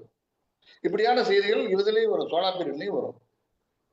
அதனாலதான் சோழாப்பீரியன்ல முழுக்க முழுக்க ஒரு 50 கல்வெட்டு கிடைக்குது. எல்லாமே வடமொழி தான் சொல்லி தராங்க. தமிழ் சொல்லி தந்த கல்வெட்டு எங்க இருந்து? எந்த நிறுவனம் கல்வி சொல்லி கொடுத்தது? தமிழ் படிச்சுட்டு வராங்க புலவர்கள், நிறுவன வழியாக சொல்லி கொடுக்கப்பட்டது எங்கே? எங்கேயாவது உங்களுக்கு கிடைக்குதா? 1920 திருவையாத்துல போராடி அந்த கல்லூரியில தமிழ் சொல்லி கொடுக்க வைக்கிறாங்க. ஒரு கலந்து உமாமேஸ்வரம் பிள்ளையும் பன்னீர்செல்வம் ஐயாவும் சேர்ந்தா சண்டை போட்டு அப்பதான் நிறுவன வழியாக தமிழ் சொல்ல தரப்படுவது நடக்குது. முதல் தனித்தமிழ். அதுக்கு முந்தி தமிழை பாட வச்சதே விலகாரம் தான். 1924 1824 பாடத்திட்டத்துக்கு திருக்குறளை வச்சுட்டாங்க. அது இப்ப நெட்ல கிடைக்குது. தமிழ் பாடத்திட்டம் எப்படி வகுக்கப்படுவது அப்படின்னு இருக்கு, நிறைய கிடைக்குது. நம்ம திருக்குறளை பாட வச்சிருக்கோம். 1846 பரிமேலழகரோட 50 பாட்டு வச்சிருக்கான். பிஏ பசங்களுக்கு வெறும் தமிழ் கிடையாது. அது எப்படிதான் படிச்சாங்கன்னு தெரியல, இப்ப கிடைக்குது நமக்கு. இது மாதிரி நான் எல்லாத்தையுமே இன்னைக்கு பார்க்க முடியும். உடனே பார்த்துட முடிய வாய்ப்பு இருக்கும்போது பல பேர் பேசுறத தயவு செய்து நம்பாதீங்கன்னு சொல்ல வரும். முந்தையெல்லாம் நூலகம் போகணும், அங்க போகணும், இங்க போகணும், பார்க்க முடியாது. ஏதாவது காலில் பூ சுத்திட்டே இருப்பாங்க, கேட்டாங்க. இன்னைக்கு அதை தயவு செய்து கேட்காதீர்கள். உங்களுக்கான வசதி உங்க கையிலே இருக்குது, அதை நீங்க தயவு செய்து பழகிக்கங்கன்னு சொல்ல வருங்க. கேள்வி நெட்ல அடிச்சிட்டீங்கன்னா படார் முடியாரும். அது நீங்க தாராளமா நீங்க பாத்துக்கலாம். அடிங்க, உடனே நூல் வரும். நாயக்கர் கோலத்தை சொல்லவில்லையே, அடிங்க, வருது, எல்லாத்துக்கும் வருது. சொல்லலாம், நாயக்கர் காலத்தை சொல்ல முடியாதா? ஏன் சொல்ல முடியாது? என்ன மறைக்கிறாங்களா? இப்போ என்ன ஏமாங்க, நாயக்கர் காலத்தை சொல்லுவதில்லை. நூல்களை ஏற்றதுக்கு அடிச்சு பாரு. அந்த காலத்தை சொன்னா சோகமா பல விஷயம் இருக்கும், அதனால சொல்லாம இருக்கும். பல கோயில 70 வருஷம் மூடி கிடந்தது. 1322 1386 வரைக்கும் எந்த கோயிலும் தமிழ்நாட்டுல செயல்படவே இல்லை. கோயில் ஒழுங்குல இருந்து எல்லாமே பேசிட்டு இருக்கு. 86 தான் சிதம்பரம் கோயில்ல தொடர்ந்து இது பண்றான். அந்த கோயில் கும்பாபிஷேக மலரை இவங்களே வெளியிட்டு இருக்காங்க. அந்த காலத்துல திருப்பணந்தாள் காட்சி படம் நெட்ல கிடைக்குது, பாக்குற வேண்டியதானே என்ன நடந்தது. இன்னொரு வேடிக்கை என்ன, நாயக்கர் காலம் இலக்கியம் வளரவில்லை. நாயக்கர் காலம் இலக்கியத்தின் பொற்காலம் என்னமோ அருணாச்சலம் எழுதுறாரு. கிட்டத்தட்ட 300 இருந்து அவர் எழுதிக்காரு பாருங்க. 13, 14, 15, 16, 16ல 2, 3, 7 புத்தகங்கள் எழுதினாங்க. 28 2200 பக்கம். இவ்வளவும் தமிழ் நூல்களை பற்றி அந்த காலத்துல வந்தது தானே. அவ்வளவு நூல்கள் வந்திருக்கு. 14 கீழ்கணக்குகள், மற்ற நூல், அது இது உரைகள், 10 பாட்டு, 8 தொகை எல்லாம் வந்திருக்குது. சும்மானாவது எதையாவது சொல்லி இருக்கிறவங்க ராய் விட்டுக்கிட்டே இருக்கிறாங்க. படிக்காத பயம் பேசிட்டு இருக்கா. தயவு செய்து பேராசிரியர் நீங்க அதெல்லாம் கேட்காதீங்க. பேசி அதுல ரூபா மாதிரி வச்சு சம்பாதிக்கிறாங்க. நான் சொல்ல நல்லது சொல்லி சம்பாதிக்கட்டும். நம்மள கொஞ்சம் பாமர மக்களை ஏமாத்தி சம்பாதிச்சுட்டு பரவாயில்ல, ஒரு ஆம்பளையோ பொம்பளைன்னு சொல்லி அம்மா மட்டும் வர்றாங்க. ஏதோ கிறுக்கு பயிர்கன்னு சொல்லலாம். படிச்ச நீங்களும் அது மாதிரி ஏமாறக்கூடாதுன்னு தான் நான் கேட்கிறேன். சிந்திச்சு பாருங்க, பக்கத்துலயே வாய்ப்பு இருக்கு. நல்லது. இன்னும் கேளுங்க ஏதாவது. அது ஒரே ஒரு தகவல் மட்டும் கூடுதலா சொல்லிடுறேங்க சார். நீங்க வேள்வியை தேட சொல்லும் போதே நம்ம பாண்டியராஜா சாரோட தொடர் அடைவு தான் எனக்கு ஞாபகம் வந்தது. இப்ப நெட்ல போட்டோம்னா நீங்க சொன்ன மாதிரி நான் அதை தான் முதல்ல தேடலாம்னு நினைச்சேன். நம்மளோட தமிழ் மரபு அறக்கட்டளை தான் அதை செஞ்சிருக்காங்க. வேள்வின்னு போட்டு சங்கம்பீடியா சங்கம்பீடியா அப்படின்றது. நன்றிங்க ஐயா. உடனே எத்தனை என்ன வந்துட போகுது. இதுக்கு ஒரு ஆளு. நன்றிங்க. என்னுடைய கேள்விகள் கேட்கிறேன் ஐயா. எனக்கு கொஞ்சம் அப்பப்போ இன்டர்நெட் கனெக்ஷன் கொஞ்சம் சரியா இல்லை, ஆனாலும் நான் முயற்சி பண்றேன் தொடர்புல இருக்கிறதுக்கு. இன்னைக்கு வந்து ஒரு அதாவது ஒரு மீள் வாசிப்புங்கிற மாதிரி இருந்தது. இந்த தலைப்பை பார்க்கும்போது ரொம்ப எளிமையான ஒரு தலைப்பு அப்படின்னு தான் எல்லாரும் நினைப்போம், சங்ககால மன்னர்கள் அப்படின்ட்டு. நீங்க என்ன அதிசயத்தை நீ கொடுக்க போறீங்கன்னு தான் நான் சத்தியமா நினைச்சிட்டு இருந்தேன். இன்னைக்கு என்ன வந்து உரையை நீங்க கொடுக்க போறீங்க, அது நிச்சயமா புதிய செய்திங்கிறது தெரியும். ஆனா பல விஷயங்களை வந்து மீள் வாசிப்புக்கு வந்து ஒரு எல்லாருடைய கண்களையும் நீங்க திறந்து வைத்தா போல இன்னைக்கு நிகழ்ச்சி இருந்தது. என்னன்னா நம்ம வந்து ஒரு நீரோடை ஓடிக்கிட்டே இருக்கும் போது அதுல வந்து எப்படி போயிட்டே இருப்போமோ அதே போல ஒரு சிந்தனையில தான் எல்லாரும் அப்படியே பயணிச்சுக்கிட்டே இருக்கிறோம். அதை நிறுத்தி கேள்வி கேட்பதற்கான தைரியம் நமக்கு இல்ல. இப்ப யாராவது ஒரு திருக்குறளே எடுத்துக்கொண்டால் அதை மறுபடியும் பாடபேதங்களை பார்த்து நாம் சரி பண்ண வேண்டும் அப்படின்னு கூட நினைக்கிறது இல்ல. ஒரு புத்தகம் வந்து விட்டதா, முடிஞ்சது, அதோட அதுதான் சரி, அது காலங்காலமா இருந்தது அப்படிங்கிற ஒரு எண்ணம் அப்படிங்கிறதுலாம் இருக்கு. எனக்கு சில கேள்விகள் வரிசையா இருக்கு, நான் மறந்துடாம இருக்கிறதுக்காக ஒன்றா கேட்கிறேன். அதுக்கு ஒண்ணுக்கு நீங்க பதில் சொல்லுங்க ஐயா. முதல் கேள்வி, நீங்க சங்கம் பற்றி சொன்னீங்க, சங்கத்தமிழ் அப்படின்னு சொன்னீங்க இல்லையா? நம்ம இடைப்பட்ட இப்ப காலத்துல வந்து முதற்சங்கம், கடைச்சங்கம், அப்புறம் வந்து இப்ப இடைச்சங்கம், கடைச்சங்கம் அப்படின்னு அந்த சொல் பயன்பாடு அப்படிங்கிறது நமக்கு வந்துருச்சு, வழக்கத்துல இருக்கு. அப்ப நம்ம எல்லாரும் என்ன நினைச்சிட்டு இருக்கோம், ஏறக்குறைய ஒரு 1500 ஆண்டுகள், ஒரு 1200 ஆண்டுகள், இல்லாட்டி 2000 ஆண்டுகளா இதே வழக்குல வருது அப்படிங்கிற மாதிரி நம்ம வந்து நினைச்சிட்டு. இப்ப இந்த வழக்கு எப்போது வந்தது, யாரால் அது வந்து விவரிக்கப்பட்டது, அல்ல யாரால் அது விளக்கப்பட்டு பிறகு வழக்குல வந்தது? ஏன்னா இந்த நூற்றாண்டுல வந்து நிறைய தமிழறிஞர்கள் பல விஷயங்களை செய்ததுதான் நம்ம தொடர்ந்து பார்த்துக்கிட்டு வரோம். அதான் நமக்கு நூல்களா நமக்கு கிடைச்சிருக்கு. இப்ப இந்த டெபினிஷன் அப்படிங்கிறது இருக்குல்ல, இந்த முதற்சங்கம், இடைச்சங்கம், கடைச்சங்கம் அப்படிங்கிற பயன்பாடு எப்போதுல இருந்து தொடங்குது? இதுல பங்களிப்பு அளித்தவர்கள், அதாவது இதை வந்து பரவலாக்கம் செய்தவர்கள் அப்படிங்கிறவங்கள யாரை நம்ம சொல்லலாம் அப்படிங்கிற சொன்னா நல்லா இருக்கும். முதல் கேள்வி எனக்கு. சொல்லவா? சொல்லுங்க. இந்த சங்கம் பற்றிய இந்த முதல் செய்தியே வந்து இதுலதான் வருதுங்க. நம்ம இறைனார் கலவையில தான் இந்த செய்தி வருது. இறைனார் கலவையில் 1881 82 இவர் போட்டார், நம்ம சிவை தாமோதரம் பிள்ளை போட்டார். அப்பயே படிக்க ஆரம்பிச்சிட்டாங்க. ஆனால் அந்த செய்தி வந்து ஒரு புராண செய்தியாக அறியப்பட்டதே தவிர ஒரு வரலாற்று செய்தியாக கிடையாது. அந்த அந்த சங்கம்ங்கிறதுல என்ன நூல்கள் எழுதப்பட்டது, இந்த சங்க நூல்கள் 8 தொகை, 10 பாட்டு, 17 கீழ்கணக்கெல்லாம் தெளிவு பெறாத காலகட்டம். அதனால அதுதானா அப்படிங்கிறது தெரியாது. ஏன்னா அந்த அந்த நூல்கள்ல அந்த பாடல்கள் மேற்கோள் காட்டப்பட்டிருந்தா கூட அந்த அந்த மேற்கோள் பாடல்கள் என்னதுதான் அப்படின்னு குறிப்பிடப்பட்டிருக்காது. இன்னைக்கு வரைக்குமே சங்க பாடல்கள் வந்து இப்ப தொல்காப்பிய உதாரணத்துக்கு தொல்காப்பியம் எழுத்ததிகாரம், சொல்லதிகாரம், பொருளதிகாரம் இருக்கும். பெரிய பெரிய ஆளுங்கள்லாம் போட்டதை நம்ம பார்க்க முடியும். அதாவது மலவை மகாலிங்க தொடங்கி சீவை தாமோதரம் பிள்ளை, ஆறுமுகம் பிள்ளை, அதுக்கப்புறம் வந்து இவங்க நம்ம அவரே வந்து சீவை தாவே 91, 92, ராகவியங்காரு, பின்னால வந்து இவர் போலீஸ்காரரு அவங்க, அப்புறம் இவரெல்லாம் நிறைய நம்ம சீவை இவர் ஒருவர், நம்ம சிதம்பரம் பிள்ளை, அப்புறம் கணேசையர், மாபெரும் புலவர் கணேசையர். இப்போ அண்மை காலங்களில் நம்ம இவர் கு சுந்தரமூர்த்தி ஐயா, இப்படிலாம் பலர், பாவாணர் ஐயா, எல்லாரும் போட்டிருப்பாங்க. இல்லை, ஒரு சின்ன உதாரணம் சொல்றேன். 1847 தொல்காப்பிய நச்சினார்க்கினியர் உரை வருது. கண்ணும் பண்ணும் அன்னார் சொல்லும் தொழிற்பெயரியல அப்படின்னு ஒரு மின்னும் பண்ணும் கண்ணும் அந்நாற் சொல்லும் தொழிற்பயிர் இயல அப்படின்னு ஒரு ஒரு ஒரு நூற்பா ஒண்ணு வரும். அந்த நூற்பாக்கு ஒரு உரை இருக்கும். அந்த உரையில நச்சினாருக்கு உரை எழுதும்போது ஒரு தொடரை வந்து ஒரே தொடரை எழுதியிருப்பார். முதல்ல 2 வரி வந்து கலித்தொகை 41, அடுத்த 2 வரி வந்து யாப்பரங்காரியில 41வது செய்யுளின் மேற்கோள் பாடலா வரும். கீழே ஒரு வரி புறநானூறு 56, 52, அதே தொடர் அகநானூறு 124 வரும். இந்த தொடர் இது வந்து முத வந்து எழுதினது 1847, அதை நம்ம அச்சுல பாக்குறோம். 1975 இன்னும் இப்ப வரைக்குமே, அதாவது இன்னும் சொல்ல போனா 2006 வரைக்குமே இப்ப வரைக்கும் தவறாகவே அச்சிடப்பட்டு வருகிறது. சரியாவே இல்லை. இன்னைக்கு இந்த நிமிஷம் வரைக்குமே இன்னும் ஒழுங்குபடுத்தப்படவில்லை. அந்த தொடர் இன்னும் சரியாக அந்த மேற்கோள் என்ன அப்படின்னு 1, 2 எழுதியிருப்பாங்க, மற்றது தப்பா எழுதியிருப்பாங்க. இதுல என்னன்னா பெரிய இதா இருப்பாங்க. இப்ப பாவாணர், இப்ப கணேசர் எல்லாம் எவ்வளவு பெரிய புலவர்னா, பெரும் புலவர், கிட்ட நெருங்க முடியாது. நீங்க அதெல்லாம் முக்கியம் இல்லை, அவன் கண்ணுக்கு படாமையே வந்துடும். அதுதான் இப்ப நம்ம புறநானூறு பேசிட்டு இருந்தோம், எவ்வளவு பேர் படிச்சிருப்பாங்க. புறநானூறு தெரியாதால் யாரு இப்போ 22வது பாட்டு, அதுல வந்து 34 அல்லது 36வது வரி, அது பெரிய பாட்டா இருக்கும். பிற்பிரதிசை நுவலாமை வயங்கு சென்னா பிற்பிரதிசை நுவலாமை அப்படின்னு வரும். அது வந்து பிறதிசை வழங்கு சென்னா பிறதிசை நுவலாமை அப்படின்னு எழுத எல்லா அச்சு புத்தகங்களும் இருக்கும். மறையதான் எல்லாம் நல்லா இருக்கும். மறையிலையும் இப்ப மறையில சரியா இருக்கு. ஆனா இன்னைக்கு வரைக்கும் வந்த ஊவேசா புத்தகங்களே தவறா இருக்கும்.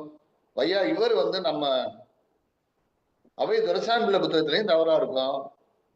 இப்ப சமீபமா அச்சான கடைசியா இவர் எழுதினாரு, நம்ம இவங்க போட்டிருக்காங்க, அவர் ஒரு வரை எழுதியிருக்காரு, இளங்குமரனார் ஐயா, அதுலயும் எல்லா புத்தகத்திலும் தவறா இருக்கும் அந்த இடம். வயங்கு சென்னானா புகழ். அதுக்கு என்ன வேடிக்கை என்னன்னா, இந்த வரிக்கு ஒரே ஆசிரியர் ஒரு பழைய உரை இருக்குது. வயங்குன்னா புகழ் பெற்ற, வழங்குன்னு வராது. பிற்பிறரிசை பின்னும் பிறருடைய புகழை சொல்லாதுன்னு அர்த்தம். அப்படி எழுதிட்டு போறாரு. அதனாலதான் பிற்பிறரிசைன்னு வருது. அதனால இந்த பிற தூக்கிட்டு பிறரிசை நுவலாமை அப்படின்னு இன்னைக்கு வரைக்கும் அந்த எழுதி அந்த பாட்டை தப்பா. இது மாதிரியான பாடல்கள் நிறைய பார்க்க முடியும். சங்க பாடல்கள், சங்க பாடல்களே இன்னும் ஒழுங்குபடுத்தப்படாமல் இருக்கின்றன பழைய உரையோட. அப்போ சங்க இலக்கியத்தின் வரலாறு பற்றி பேசுவதற்குல்ல. அப்ப இந்த சங்க இலக்கியங்கள் சொல்ல எப்ப வந்துன்னு கேட்டீங்கல்ல, வையாரிப்புலதான். அதான் சங்க இலக்கியம் 1940 சங்க இலக்கியம் ஒரு தொகுப்பு போடுவார். அதை இவங்க போடுவாங்க, சமாஜ பதிப்பு. அதுல வையாபுரியோட பேர் இருக்காது, மா பாலசுப்ரமணியன் இருக்கும். அதுல எழுதியிருப்பாரு, இதனுடைய மொத்த தொகுப்புக்கும் அடிப்படை காரணம் இவர் தான், வையாரிப்புல தான், உண்மையிலேயே பதிப்பாசிரியர் அவர் தான் இருக்கும். அவர் நிறைய இடங்களை திருத்தியிருப்பார். அதுல 266வது குறுந்தகை பாட்டை தெரிஞ்சிருப்ப வரி கிடைக்காம இருக்க, அந்த வரி போட்டிருப்பாங்க.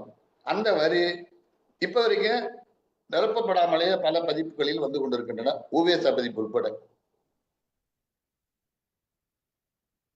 இப்ப இவர் வந்து மிகச்சிறந்த பதிப்பாளர் ஈவை அனந்தராமையர், கலித்தொகை பதிப்பு. அதுல 55வது பாட்டுல ஒரு வரி நெஞ்சு நெகிழ்ந்த செவி காணும்னு ஒரு வரி காணாம இருக்கும். ஒரே ஆசிரியர் நச்சினார் எழுதியிருப்பார். தமிழ் பல்கலைக்கழகம் மறுபடியும் மறுபதிப்பு போடும், அதுலயும் இருக்காது இந்த வரி. இப்போ பாண்டிச்சேரி இவங்க போட்டாங்க ஒரு செம்பதிப்பு, அதுலதான் அது இருக்குது. ஏன்னா ஏற்கனவே இவர் போட்டப்ப இருந்தது, சீவைதா போடும் போது கழக பதிப்புலயும் இருக்கு. மறுபடியும் இல்ல, மறையிலையும் அது இல்லை. மறைய ராஜா வந்து சரியா இருக்கும்னு நினைப்பாங்க, அதை காணும். இந்த மாதிரி பல சங்க நூல்கள் இன்னுமே ஒழுங்காக முறையாக வந்து பிழை திருத்தி அச்சிடப்பட்டுள்ளதா, இந்த உரைகள் வந்து செம்மையாக இருக்கின்றனதா, இது மாதிரியான பல செய்திகள் இன்னும் வந்து முறைப்படுத்தப்படாமல் இருக்கின்றன. இதெல்லாம் நிறைய வேலை பார்க்க வேண்டியிருக்குது. பெரிய நம்ம மிக பெரும் அறிஞர்கள் தான் இருப்பாங்க, ஆனா அவங்க மேல தப்பெல்லாம் இது ஒண்ணு குறையெல்லாம் கிடையாது. விடுபட்ட இடங்கள் நிறையவே இன்னும் இருக்குது, இன்னும் வேலை செய்யணும். இத அரசியலுக்கு பயன்படுத்தும் போது என்ன ஆகுதுன்னா, ஒரு சரியான நம்ம இவங்களுக்கு என்னன்னா, ஆய்வாளர்களுக்கு ஒரு நம்பிக்கை கொடுக்கணும், ஆய்வாளர்களுக்கு ஒரு மதிப்பு இருக்கணும். தமிழ்ச்சூழல்ல ஆய்வாளர்களை விட வெறுவாய் பேசுறவங்களுக்கு இருக்க மதிப்பு அதிகமா இருக்கு. இந்த போக்கை நம்ம மாத்தினாதான் ஆய்வாளர்கள் உழைப்பாங்க. இப்ப 10-15 வருஷம் உழைக்க வேண்டியது, அவன் ஏதாவது உளறிட்டு பேர் வாங்கிட்டு போயிட்டே இருக்க இந்த சூழல் வந்து நிலவு. சங்க இலக்கியம் பற்றி பொதுமக்களுக்கு தெரியவே இல்லை இன்னைக்கு வரைக்கும். நம்முடைய சொத்து, நம்ம அதனுடைய உரிமையாளர்கள் அப்படியான ஒரு பெரும் மரபில் வந்தவர்கள் தலைநிமிர்ந்து நிக்கணும்னு பொதுமக்கள்கிட்ட நம்ம இதை கொண்டு போகணும். நீ சாதாரண புறம்போக்கு ஒரு சமூகம் 2000 வருஷமான ஒரு வரலாறு உள்ள, ஒரு கலாச்சார ஒரு பண்பாட்டு வரலாறு உள்ள, இலக்கிய வளம் உள்ள, சிந்தனை வளம் உள்ள ஒரு சமூகத்தின் சொத்துதானி இப்படின்னு அவங்களுக்கு சொல்லணும். நம்ம அதெல்லாம் படிக்கணும். அப்பதான் இவங்களுக்கு வந்து இது வரும். இது முறையா சொல்லணும், ஒழுங்கா சொல்லணும், தப்பா சொல்லக்கூடாதுங்கிற எண்ணம் அப்பதான் வர ஆரம்பிக்கும். அப்ப இதெல்லாம் எப்படி செஞ்சாங்கன்னா இந்த இதெல்லாம் எடுத்து தொகுக்கணும். இதுலதான் நிறைய உண்மையிலேயே பாண்டித்துறை தவிர பாராட்டணும். அவருக்கு அப்புறம் தான் அது வருது. அந்த தொகுதிகளை படிக்கணும். அதுக்கப்புறம் தமிழ் பொழில்ல, அதுக்கப்புறம் செந்தமிழ் செல்வி, இதெல்லாம் நிறைய கட்டுரைகள் வந்துச்சு. அப்பதான் சங்க இலக்கியம் இதெல்லாம் ஆராய்றாங்க, இலக்கண நூல்கள் ஆராய்றாங்க. எல்லாம் அவ்வளவும் பண்ணி இன்னும் தப்பு பிழைகள் இருக்குன்னா நம்ம இதை வந்து தொடர்ந்து செய்ய வேண்டியிருக்கு. அப்போ நல்ல நல்ல இந்த மாதிரியான நம்ம நீங்க அந்த இதை படிக்கணும். அந்த செந்தமிழ் இதெல்லாம் படிச்சோம்னா அந்த படிப்படியாக அந்த ஆய்வுகள் இப்ப கிடைக்குது. அது எல்லாமே நெட்ல இருக்குது. அதை தொகுத்துக்கிட்டு அதோட செந்தமிழை வந்து தமிழ் மரபு அறக்கட்டளையிலும் வந்து நம்ம மின்னாக்கம் பண்ண காப்பீஸ் வச்சிருக்கிறோம். அது ஒரு பெரிய ஒரு தொகுப்பாவே வச்சிருக்கிறோம். அந்த இலக்கிய அந்த தொடர்பு இருக்கு, அந்த நூல்கள் இருக்கு. அதை வாசிக்கணும். நீங்க சொல்றது போல அதை வாசிச்சுட்டு வர்றோம். எப்படி அந்த வளர்ச்சி இருந்ததுங்கிறத அதுக்கு வந்து ஒரு இதே அது என்னென்ன கட்டுரை வந்து தனி நூலா போட்டிருக்காங்க. அந்த கட்டுரைகள் வாய்ச்சாலே போதும். என்ன மாதிரி ஆராய்ச்சிகள் நடைபெற்றன, எப்படி அடுத்தடுத்த கட்டத்துக்கு வந்தாங்க. ஒரு நூல் ஏன் அரசியல் வயப்படுவது என்ன? இப்ப தொல்காப்பியம், சிலப்பதிகாரம், திருக்குறள் அரசியல் நூலா மாறும் ஒரு கட்டம். 30, 35 அது வரைக்கும் இலக்கிய இதுல வந்துகிட்டு இருக்கும். அரசியல் நூலா மாறும். ஒரு சமூகத்தின் அடையாளமாக்குவாங்க. அடையாளமாக்கும் போது அது என்னன்னா விளக்கம். அப்பதான் விளக்க உரையெல்லாம் நிறைய கொடுப்பாங்க. வந்தவன் போனவெல்லாம் நீங்க சொன்னதுல இருந்து எனக்கு மிக முக்கியமா தெரியுது என்னன்னாக்கா, அனைத்து இது வரைக்கும் நமக்கு இருக்கிற இந்த நூல்களை மறுவாசிப்பு செய்ய வேண்டும். அதுல வந்து பாடபேதங்கள் இருக்கலாம். அதை கரெக்ட் பண்றதுக்கான முயற்சிகளை நம்ம செய்யணும். அது ஒரு பெரும் பணியாக அரசியல் வழியாக செய்வது இன்னும் சிறப்பா இருக்கும் நான் நினைக்கிறேன். ஏன்னா தனிநபர் செய்யறது மூலமா வந்து நமக்கு பல சிரமங்கள் இருக்கலாம். அரசு ஒரு தனித்துறையை அமைத்து இதன் வழியாக செய்யலாம் இருக்குது. இப்ப ஒரு உதாரணம், நாங்கெல்லாம் படிக்கும் போது தஞ்சிவாணன் கோவைன்னு ஒரு புத்தகம் பாட வச்சிருந்தாங்க. 1892 முதல் 92 ஒரு அச்சு வந்துச்சு. அதுக்கு முந்தைய பழைய அச்சு வந்துருச்சு. ஆனா அந்த உரை என்னன்னா, தமிழ் இலக்கியத்தின் அகப்பொருளை நன்றாக புரிந்து கொள்வது ஆரம்ப கால மாணவர்களுக்கு சொல்லித்தர ஒரு பாடம். அந்த காலத்துல எல்லாரும் மனப்பாடம் பண்ணியிருப்பாங்களாம் அந்த புத்தகத்தை. அந்த புத்தகம் எங்களுக்கு எல்லாம் பாடமா இருந்தது. நாங்கெல்லாம் படிச்சு எங்க ஆசிரியர்களே யாரும் சொல்லல. 300 வகை பிழையோட அந்த புத்தகம் இருந்தது. இப்ப வரைக்கும் 12வது பதிப்பு வந்துட்டு. இலங்கையில இருந்து ஒருத்தர் அதை செம்மைப்படுத்தி வெளியிட்டு இருந்தார் 1936 ஒரு பிழை இல்லாம. அது பழைய புத்தக கடையில வாங்கும்போது ஒப்பிட்டு பார்த்தேன். இவ்வளவு பிழைகள் இருக்கு. இன்னைக்கு வரைக்கும் தமிழ் சமூகம் அதை பார்க்கவே இல்லை. அது நெட்ல கிடைக்குது அந்த புத்தகம். 300 பிழைகள் நாங்கெல்லாம் படிச்சோம். தொட்ட இடமெல்லாம் பிழையா இருக்கும். இது மாதிரியான பல்கலைக்கழகங்கள் வெளியிட்ட புத்தகங்களை நீங்க ஒன்னும் தேடவே வேணாம். எந்த இடத்துல தொட்டாலும் அங்க ஒரு பிழை இருக்கும். அப்படி பல்கலைக்கழகங்கள் வெளியிட்ட புத்தகம் நிறைய காட்டுவாங்க முடியறதுனால. நம்ம பல்கலைக்கழகங்கள் இப்ப வெளியிட்டது. அதுக்காக போய் பிழை எங்கேயும் தேடையே வேணாம். திடீர்னு ஒரு நூலை போட்டு பாத்தீங்கன்னா அங்க ஒரு பிழை இருக்கும். இந்த சூழல் வந்து அப்படியே இருக்குது, மாற்றப்படாம அப்படியே நிக்குது. அப்போ நம்ம உடைக்க வேண்டியது, நம்ம வழிகாட்ட வேண்டியது இளைஞர்கள், நம்முடைய மாணவர்களுக்கு நம்ம நிறைய சொல்ல வேண்டியிருக்கு. அவங்களுக்கு வழிகாட்டி இதெல்லாம் செய்யுங்க, இதெல்லாம் படிங்க.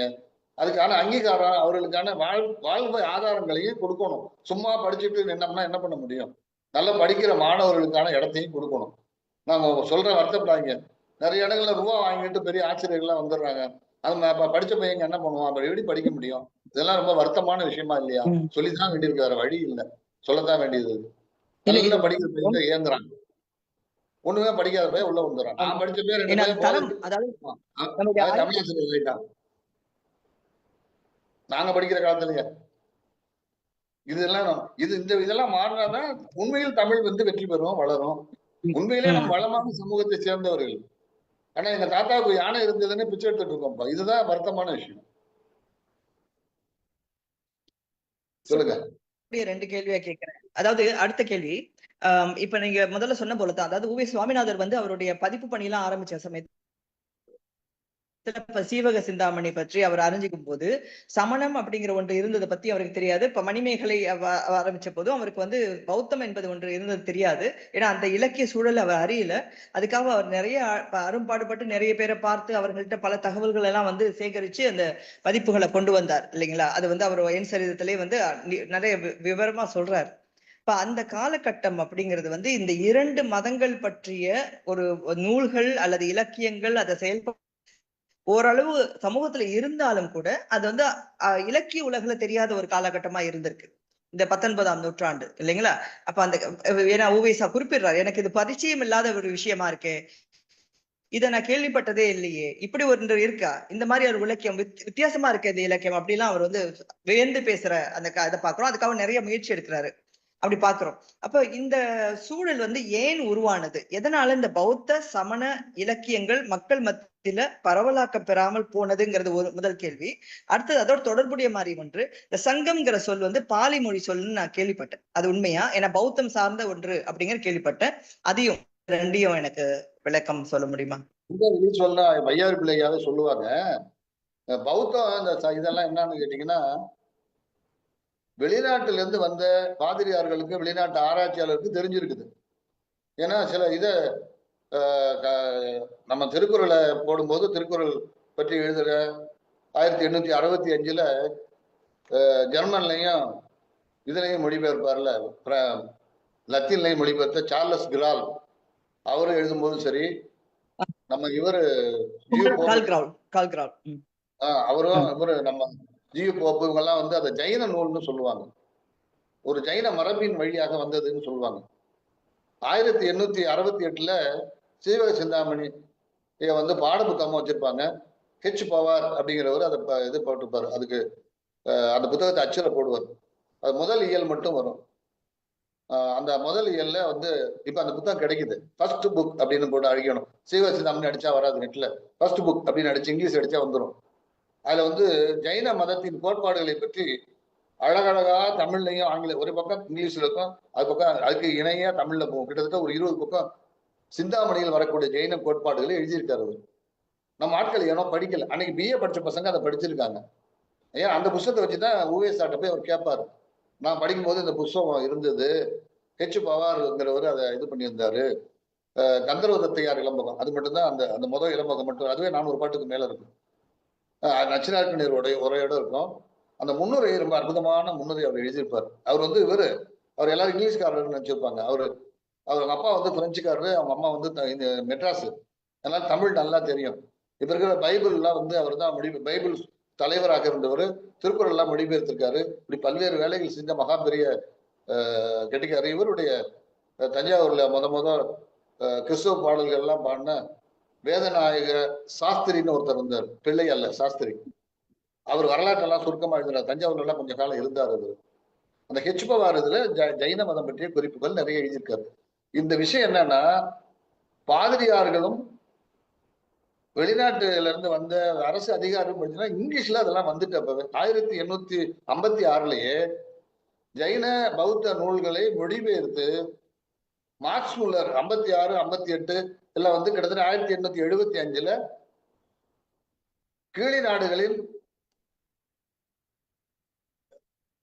ஹோலி புக்ஸ் ஆஃப் கீழே நாடுகளில் புனித நூல்கள் அப்படின்னு வந்துட்டு அது நெட்லயே கிடைக்குது. அந்த மாதிரி வந்து பௌத்த நூல்களும் ஜைன நூல்களும் அப்பவே மொழிபெயர்க்கப்பட்டு நிறைய வந்ததுனால ஆங்கில நூல்களை எல்லாருமே படிச்சாங்க. அந்த காலத்துல அந்த ஆட்கள் படிச்சுட்டாங்க அவங்க. அதனால ஆங்கில நூல்கள் படிச்சவங்களுக்கெல்லாம் இது வந்து எளிமையாக தெரிஞ்சு, நம்ம ஆட்கள் அந்த புத்தகங்களை படிக்கல, ரொம்ப பின்னாலதான் அதை படிக்கிறாங்க. நீங்க இவர் கிட்டத்தட்ட 1900 பௌத்தம் பற்றிய பல நூல்கள் அதை உவேசா சொல்லுவாரு. அருணசாமி ஐயங்கார்னு ஒருத்தர் வந்து ஆங்கில நூல்களை படிச்சு சொல்லுவார். அதை வச்சுதான் உவேசா முத அந்த புத்தகம் பௌத்தம் பற்றி கிட்டத்தட்ட ஒரு 150 பக்கம் எழுதியிருப்பாரு. அதே தமிழ்ல வந்த மிகப்பெரிய கட்டுரை தான் பௌத்தம் பற்றி வந்தது, அவர் எழுதினதுதான். கொஞ்சம் பிழைகள்லாம் இருக்கும், இருந்தாலும் அந்த விஷயத்தை அவர் எழுதுறதுக்கு அந்த காலத்து அந்த ஆங்கில நூல்கள் பயன்பட்டு இருக்கு அவருக்கு. அதெல்லாம் வந்து அந்த தமிழ்ல வராத ஒரு காலம், இப்பவே கூட தமிழ்ல போதுமான அளவுக்கு வரல. அப்படி வந்திருந்தா கூட நம்ம ஆளுங்க படிக்கிறதும் இல்லை, அது இன்னொரு பக்கம். அதனால இன்னைக்கு வந்து மணிமேகலை தர்க்கம் பற்றியோ மணிமேகலை அதாவது 28, 29, 30 அந்த இயல்களை பற்றிய சரியான விளக்கம் நமக்கு இன்னைக்குமே இல்லை. அதெல்லாம் என்ன விவாதத்திலே இருக்குது. ஏன்னா அதுல தத்துவ பகுதி, தர்க்க பகுதி இதெல்லாம் இருக்கும். அந்த தர்க்கம் வந்து பௌத்த தர்க்கம் மாதிரி இல்லை அப்படிங்கிறாங்க. கிபி 5ஆம் நூற்றாண்டுல இருந்து இருக்க மாதிரி இல்லைங்கிறாங்க. அதனால அது ஒரு தமிழ் தர்க்கமாக இருக்கலாமோன்னு ஒரு சந்தேகமும் இருக்குது. அதை பத்தி ஒரு நல்ல கட்டுரை இலங்கையில இருந்து வந்த ஒரு ஒரு ஒரு 12 தொகுதி வந்திருக்காரு. ஒரு தொகுதியில இதை பத்தி அழகா ஒருத்தர் எழுதியிருக்காரு. அப்ப நம்ம எதுல வருதுன்னா மறுபடியும் சிவஞான சித்தியார்ல ஒரு 14 பாட்டு இருக்கு. அந்த பாட்டுல எல்லாம் அதுக்கப்புறம் சிவஞான போகத்துக்கு பாண்டு பெருமாள் விருத்தி இன்னும் ஒரு விருத்தி இருக்கு. அந்த விருத்தியில எல்லாம் இந்த தர்க்க முறையும் வருது. இந்த தர்க்க முறை இந்திய தர்க்க முறை பௌத்த தர்க்க முறையிலிருந்து வேறுபட்டு இருக்கு. அப்போ இது என்ன தர்க்கமாக இருக்க முடியும்? தமிழ் தர்க்கமான ஒரு கேள்வி கேட்கிறாங்க. அப்படி ஒண்ணு இருந்ததாவே அது நம்ம மணிமேகலை பேசுறது. அப்படி இருந்ததாவே தெரியாத அளவுக்கு போயிட்டு இருக்கும். அப்ப நம்முடைய பாரம்பரியமான அந்த கல்வி முறையிலேயே இந்த விஷயத்தெல்லாம் நம்ம நிறைய கவனிக்காம விட்டு பண்ணி இது இருந்தது நமக்கு வீரசோழியம் பௌத்த பிரச்சனைகளை வச்சு பேசி அது ஒரு இலக்கண நூலா வருது. அப்ப அதெல்லாம் நம்ம புத்தரை பற்றிய பல பாடல்களே நமக்கு நிறைய இருக்கு. ஏற்பட்ட பாடல்கள் இருந்திருக்கு. அதெல்லாம் வந்து தொடர்ந்து வந்து அந்த பயிற்சி இருந்ததானா அந்த பயிற்சி கொஞ்சம் கொஞ்சமா குன்றி போன ஒரு நிலையை நம்ம பார்க்கிறோம். இத்தனைக்கு நம்ம இது வந்து ஜைன நூல், நம்ம நன்னூல் வந்து ஜைன நூல் தான். ஜெயின விஷயங்களை பேசுறது தான். அவருக்கு நல்லா பாலி மொழி தெரியும், அவருக்கு வடமொழியும் தெரியும். வடமொழி ஆக்கணும்னு ஒரு பகுதியை வச்சிருப்பாரு அதுல. இப்படி எல்லாம் வந்துட்டு இருந்தாலும் அந்த ஒரு ஒரு குறிப்பிட்ட நிலையில உள்ளவருக்கு மட்டும்தான் தெரிஞ்சிருக்கு. பொதுவா வந்து அது வந்து ஒரு காலகட்டத்துல 19ஆம் நூற்றாண்டுல தர்க்க பசங்க படிச்சாங்க. தர்க்க படிப்பு படிச்சுதான் திருக்குறள் படிச்சிருக்காங்க, சித்தாந்த நூல்கள் எல்லாம் படிச்சாங்க. 20ஆம் நூற்றாண்டுல அந்த நூல்கள் பூரா சுத்தமா படிக்கிறது நின்று போச்சு. அதனால நம்ம ஆளுகளுக்கு இந்த தமிழ் நூல்கள்லயே இது இருக்கும். இலக்க நம்ம நன்னூல்லையே பழைய அச்சு நூல்கள்லயே கிரந்த எழுத்துக்கள்லயே எழுதப்பட்ட இடங்கள் நிறைய இருக்கும். சிலப்பதிகாரத்திலேயே அப்படி இடங்கள் உண்டு. இப்ப அதை வந்து தேவநாகரியில மாத்திட்டாங்க. அந்த மாதிரி வந்து இது நீலகேசியில நிறைய இடங்கள்ல இதே இருக்கும். நம்ம வைணவ நூல்கள் இருக்கிற மாதிரி கிரந்த கிரந்த எழுத்துக்களை தமிழ் மாணவர்கள் படிப்பாங்க. படிக்கிறதுக்கான பயிற்சி இருந்தது. இப்ப அதெல்லாம் இல்லை. இப்ப அதை போயிட்டு இப்போ தமிழை படிப்பதற்கு வடமொழி வெறுப்புங்கிறது வந்து தமிழ் படிப்பையே வந்து கிட்டத்தட்ட சரியா படிக்க முடியாம பண்ணிடுச்சோன்னு எனக்கு ஒரு சந்தேகம் இருக்கு.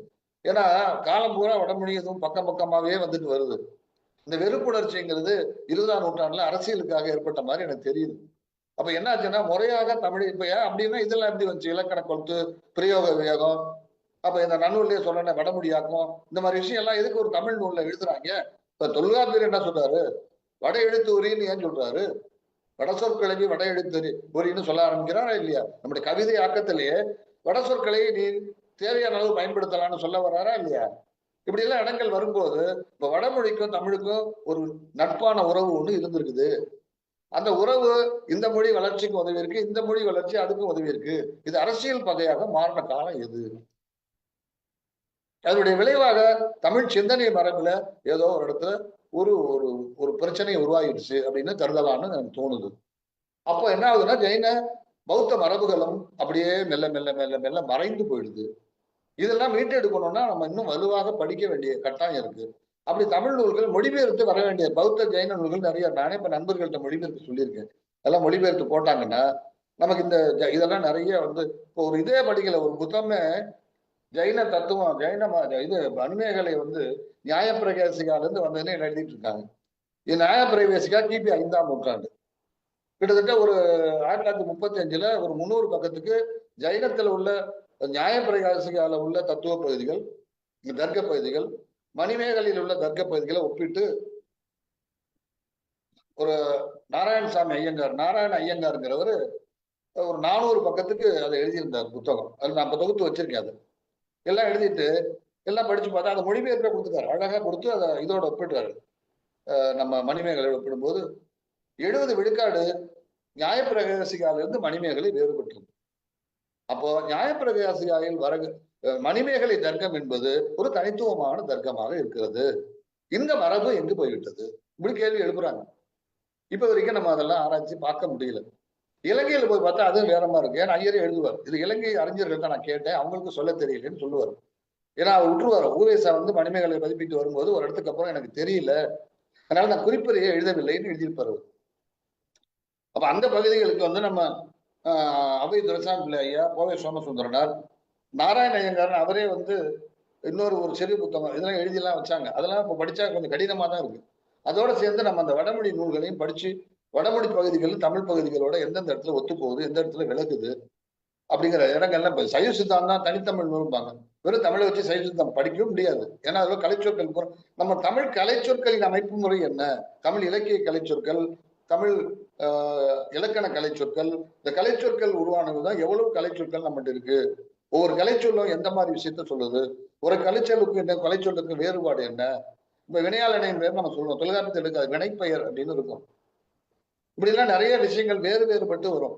ஏன் வந்து குறித்து ஒரு கிளவி, நிறுத்த சொல் குறித்து வருகிறது அப்படின்னு ஒரு இடம் இருக்கும். இன்னொரு இதுவும் சொல்லுவார், நிறுத்த சொல்லும் குறித்து ஒரு கிளவின்னு சொல்லிட்டு அதே மாதிரி இன்னொரு இதுக்கு ஏன் ரெண்டாவது சொல்ல நான் இன்னொன்னு எளிமையா சொல்றேன். மெய் எழுத்தும் பாரு, புள்ளி எழுத்தும் பாரு, ஒற்றை எழுத்தும் பாரு தொல்காப்பியத்துல. எதுக்கு ஒரு இதுக்கு 3 சொல்றாரு? மெய்ன்னு சொல்லும் போது என்ன கருதுகிறார், ஒற்றுன்னு சொல்லும் போது என்ன கருதுகிறார், புள்ளின்னு சொல்லும் போது என்ன கருதுகிறார், என்ன வேறுபாடுகள். ஏன்னா இலக்கண நூல் கணக்கு மாறி இஷ்டத்துக்கு வளர முடியாது. அப்ப இப்படியான கலைச்சொற்களின் வழியாக தமிழினுடைய அமைப்பு எப்படி மாறி வந்தது, இலக்கண இலக்கிய தர்க்கம் இந்த மாதிரியான இடங்களில் தமிழ் கலைச்சொற்கள் உருவான விதம் இருக்கல வரலாற்று ரீதியா, இதை நாம் எப்படி புரிந்து கொண்டோம்? இதெல்லாம் பேசணுமா இல்லையா? இதெல்லாம் தெரியாட்டி எப்படி அதெல்லாம் நம்ம கண்டுபிடிக்க முடியும்? எவ்வளவு விஷயங்கள் புதைந்து கிடக்கிறதுல நிறைய விஷயங்கள் நமக்கு அதுக்குள்ள இருக்கு. சொல் மாற்றங்கள், பொருள் மாற்றங்கள், எழுத்து மாற்றம் நிறைய மாறிக்கிட்டே வந்திருக்குது. இந்த மாற்றங்களின் ஊடாக நம்முடைய மொழி வேறு வேறு தளங்களில் இயங்கி வந்திருக்குது. இப்படி இலக்கண வளம் உள்ள மொழியே இல்லை. இப்படி இலக்கண வளம் உள்ள மொழி இலக்கணமே தெரியல, மொழி போயிட்டு இருக்கு. இது அவங்களை குறை சொல்றதா, நம்மளை குறை சொல்லிக்கிறதா? எப்படி நம்ம இழந்துட்டோம்? அதை எவ்வளவு செல்வங்கள் நம்மகிட்ட இருக்கு. இந்த இதுல சொல்லுவாங்க பர்மால மிகச்சரி அற்புதமான கல்லெல்லாம் 100 ரூபாய் 200 ரூபாய்க்கு விற்பான். வெளியில போனா 2 லட்சம் ரூபாய்க்கு 2 கோடி ரூபாய்க்கு விற்கும். அந்த மாதிரி இந்த நம்முடைய மொழியின் அருமையை நம்ம இழந்துட்டோமா பழங்குடிகள் மாதிரி? அப்படி சூழல்ல நவீன காலத்திலையும் பழங்குடிகளாக நம்ம ஆண்டு கொண்டு இருக்கிறோமா? இல்ல அந்த பழங்குடி தன்மையுள்ள தலைவர்கள் தான் நமக்கு, ஏன்னா நரிக்கிறவனுக்கு நரிக்கிறவன் தான் தலைவனா இருப்பான், அப்படித்தான் நம்ம இருக்கோமா? தெரியல. அதெல்லாம் வந்து படிச்சவங்க தான் சிந்திக்கணும். வேற எதுவும் தான் கேளுங்க, பேசுவோம் நேரம் இருந்தாலும். ஒரு தொடர்பான ஒரு கேள்வியதான் இந்த சங்கம்ங்கிற சொல்ல பத்தி கேட்டேன். அது வந்து பாலி மொழி சொல்லா, அது பௌத்தத்தோட தொடர்பு, அது மட்டும் இல்ல. இந்த இதுலயே வருது, நம்ம ஒரு இது வேலிப்பிடி செப்பேடுல மதுராபுரி சங்கம் வைத்தும்னு ஒரு தொடர் வரும். இது வந்து மொழிபெயர்த்தும் மகாபாரதம் மொழிபெயர்த்து மதுராபுரி சங்கம் வைத்துன்னு தொடர் அதுல வரும். அங்கதான் சங்கம் வந்து முத எழுத்துப்பூர்வமா நம்ம கிடைக்கிறது இடம். கிட்டத்தட்ட கிபி 7ஆம் நூற்றாண்டு. அங்கதான் சங்கம். பாண்டியர் செப்பேடு, பண்டியர் செப்பேடுகள் 10ன்னு ஒரு தொகுதி நெட்லயே இருக்குது. அதுல வேலிக்குடி செப்பேடு அது எடுத்த உடனே அதுதான் இருக்கும்னு நினைக்கிறேன். அதுக்குள்ள போனீங்கன்னா மகாபாரதம் தமிழ் படுத்தியும் மதுராபுரி சங்கம் வைத்தும் அப்படின்னு வரும். இந்த சங்கம்னு வார்த்தை வந்து அங்கதான் முத நம்ம தென்படுது. அதுக்கு முந்தி இருந்தா நம்ம வரலாற்று முறை அகராதியில பாத்தீங்கன்னா அதுக்கு முந்தி இருந்தா அதை குறிச்சிருப்பாங்க. அப்படி இல்லைன்னா லெக்சிகல்ல பாத்தீங்கன்னாலும் இந்த சங்கம் சொல் எங்க இருக்குது அப்படின்னு பாத்தீங்கன்னா நம்ம எடுத்துடலாம். அப்ப இந்த சொல் எந்த பொருளில் கையாளப்பட்டது சங்கம்னா நமக்கு அந்த கூடல்ங்கிற அர்த்தத்தை தான் வருது. அந்த அடிப்படையில தான் அது தமிழ்ச்சங்கம் தானா? ஏன்னா 7ஆம் நூற்றாண்டுல ஒரு திரமிழ சங்கம்னு ஒண்ணு சொல்றாங்க. திரமிழுங்க சங்கம் அவங்க வீட்டுக்காரரு பூட்டி ரெண்டு சொற்களும் ஒண்ணா. ரவி கோவிந்தசாமி சார், ரவி கோவிந்தசாமி தம்பி உங்களுடைய மியூட் பண்ணுங்க நீங்க. நன்றி நன்றி.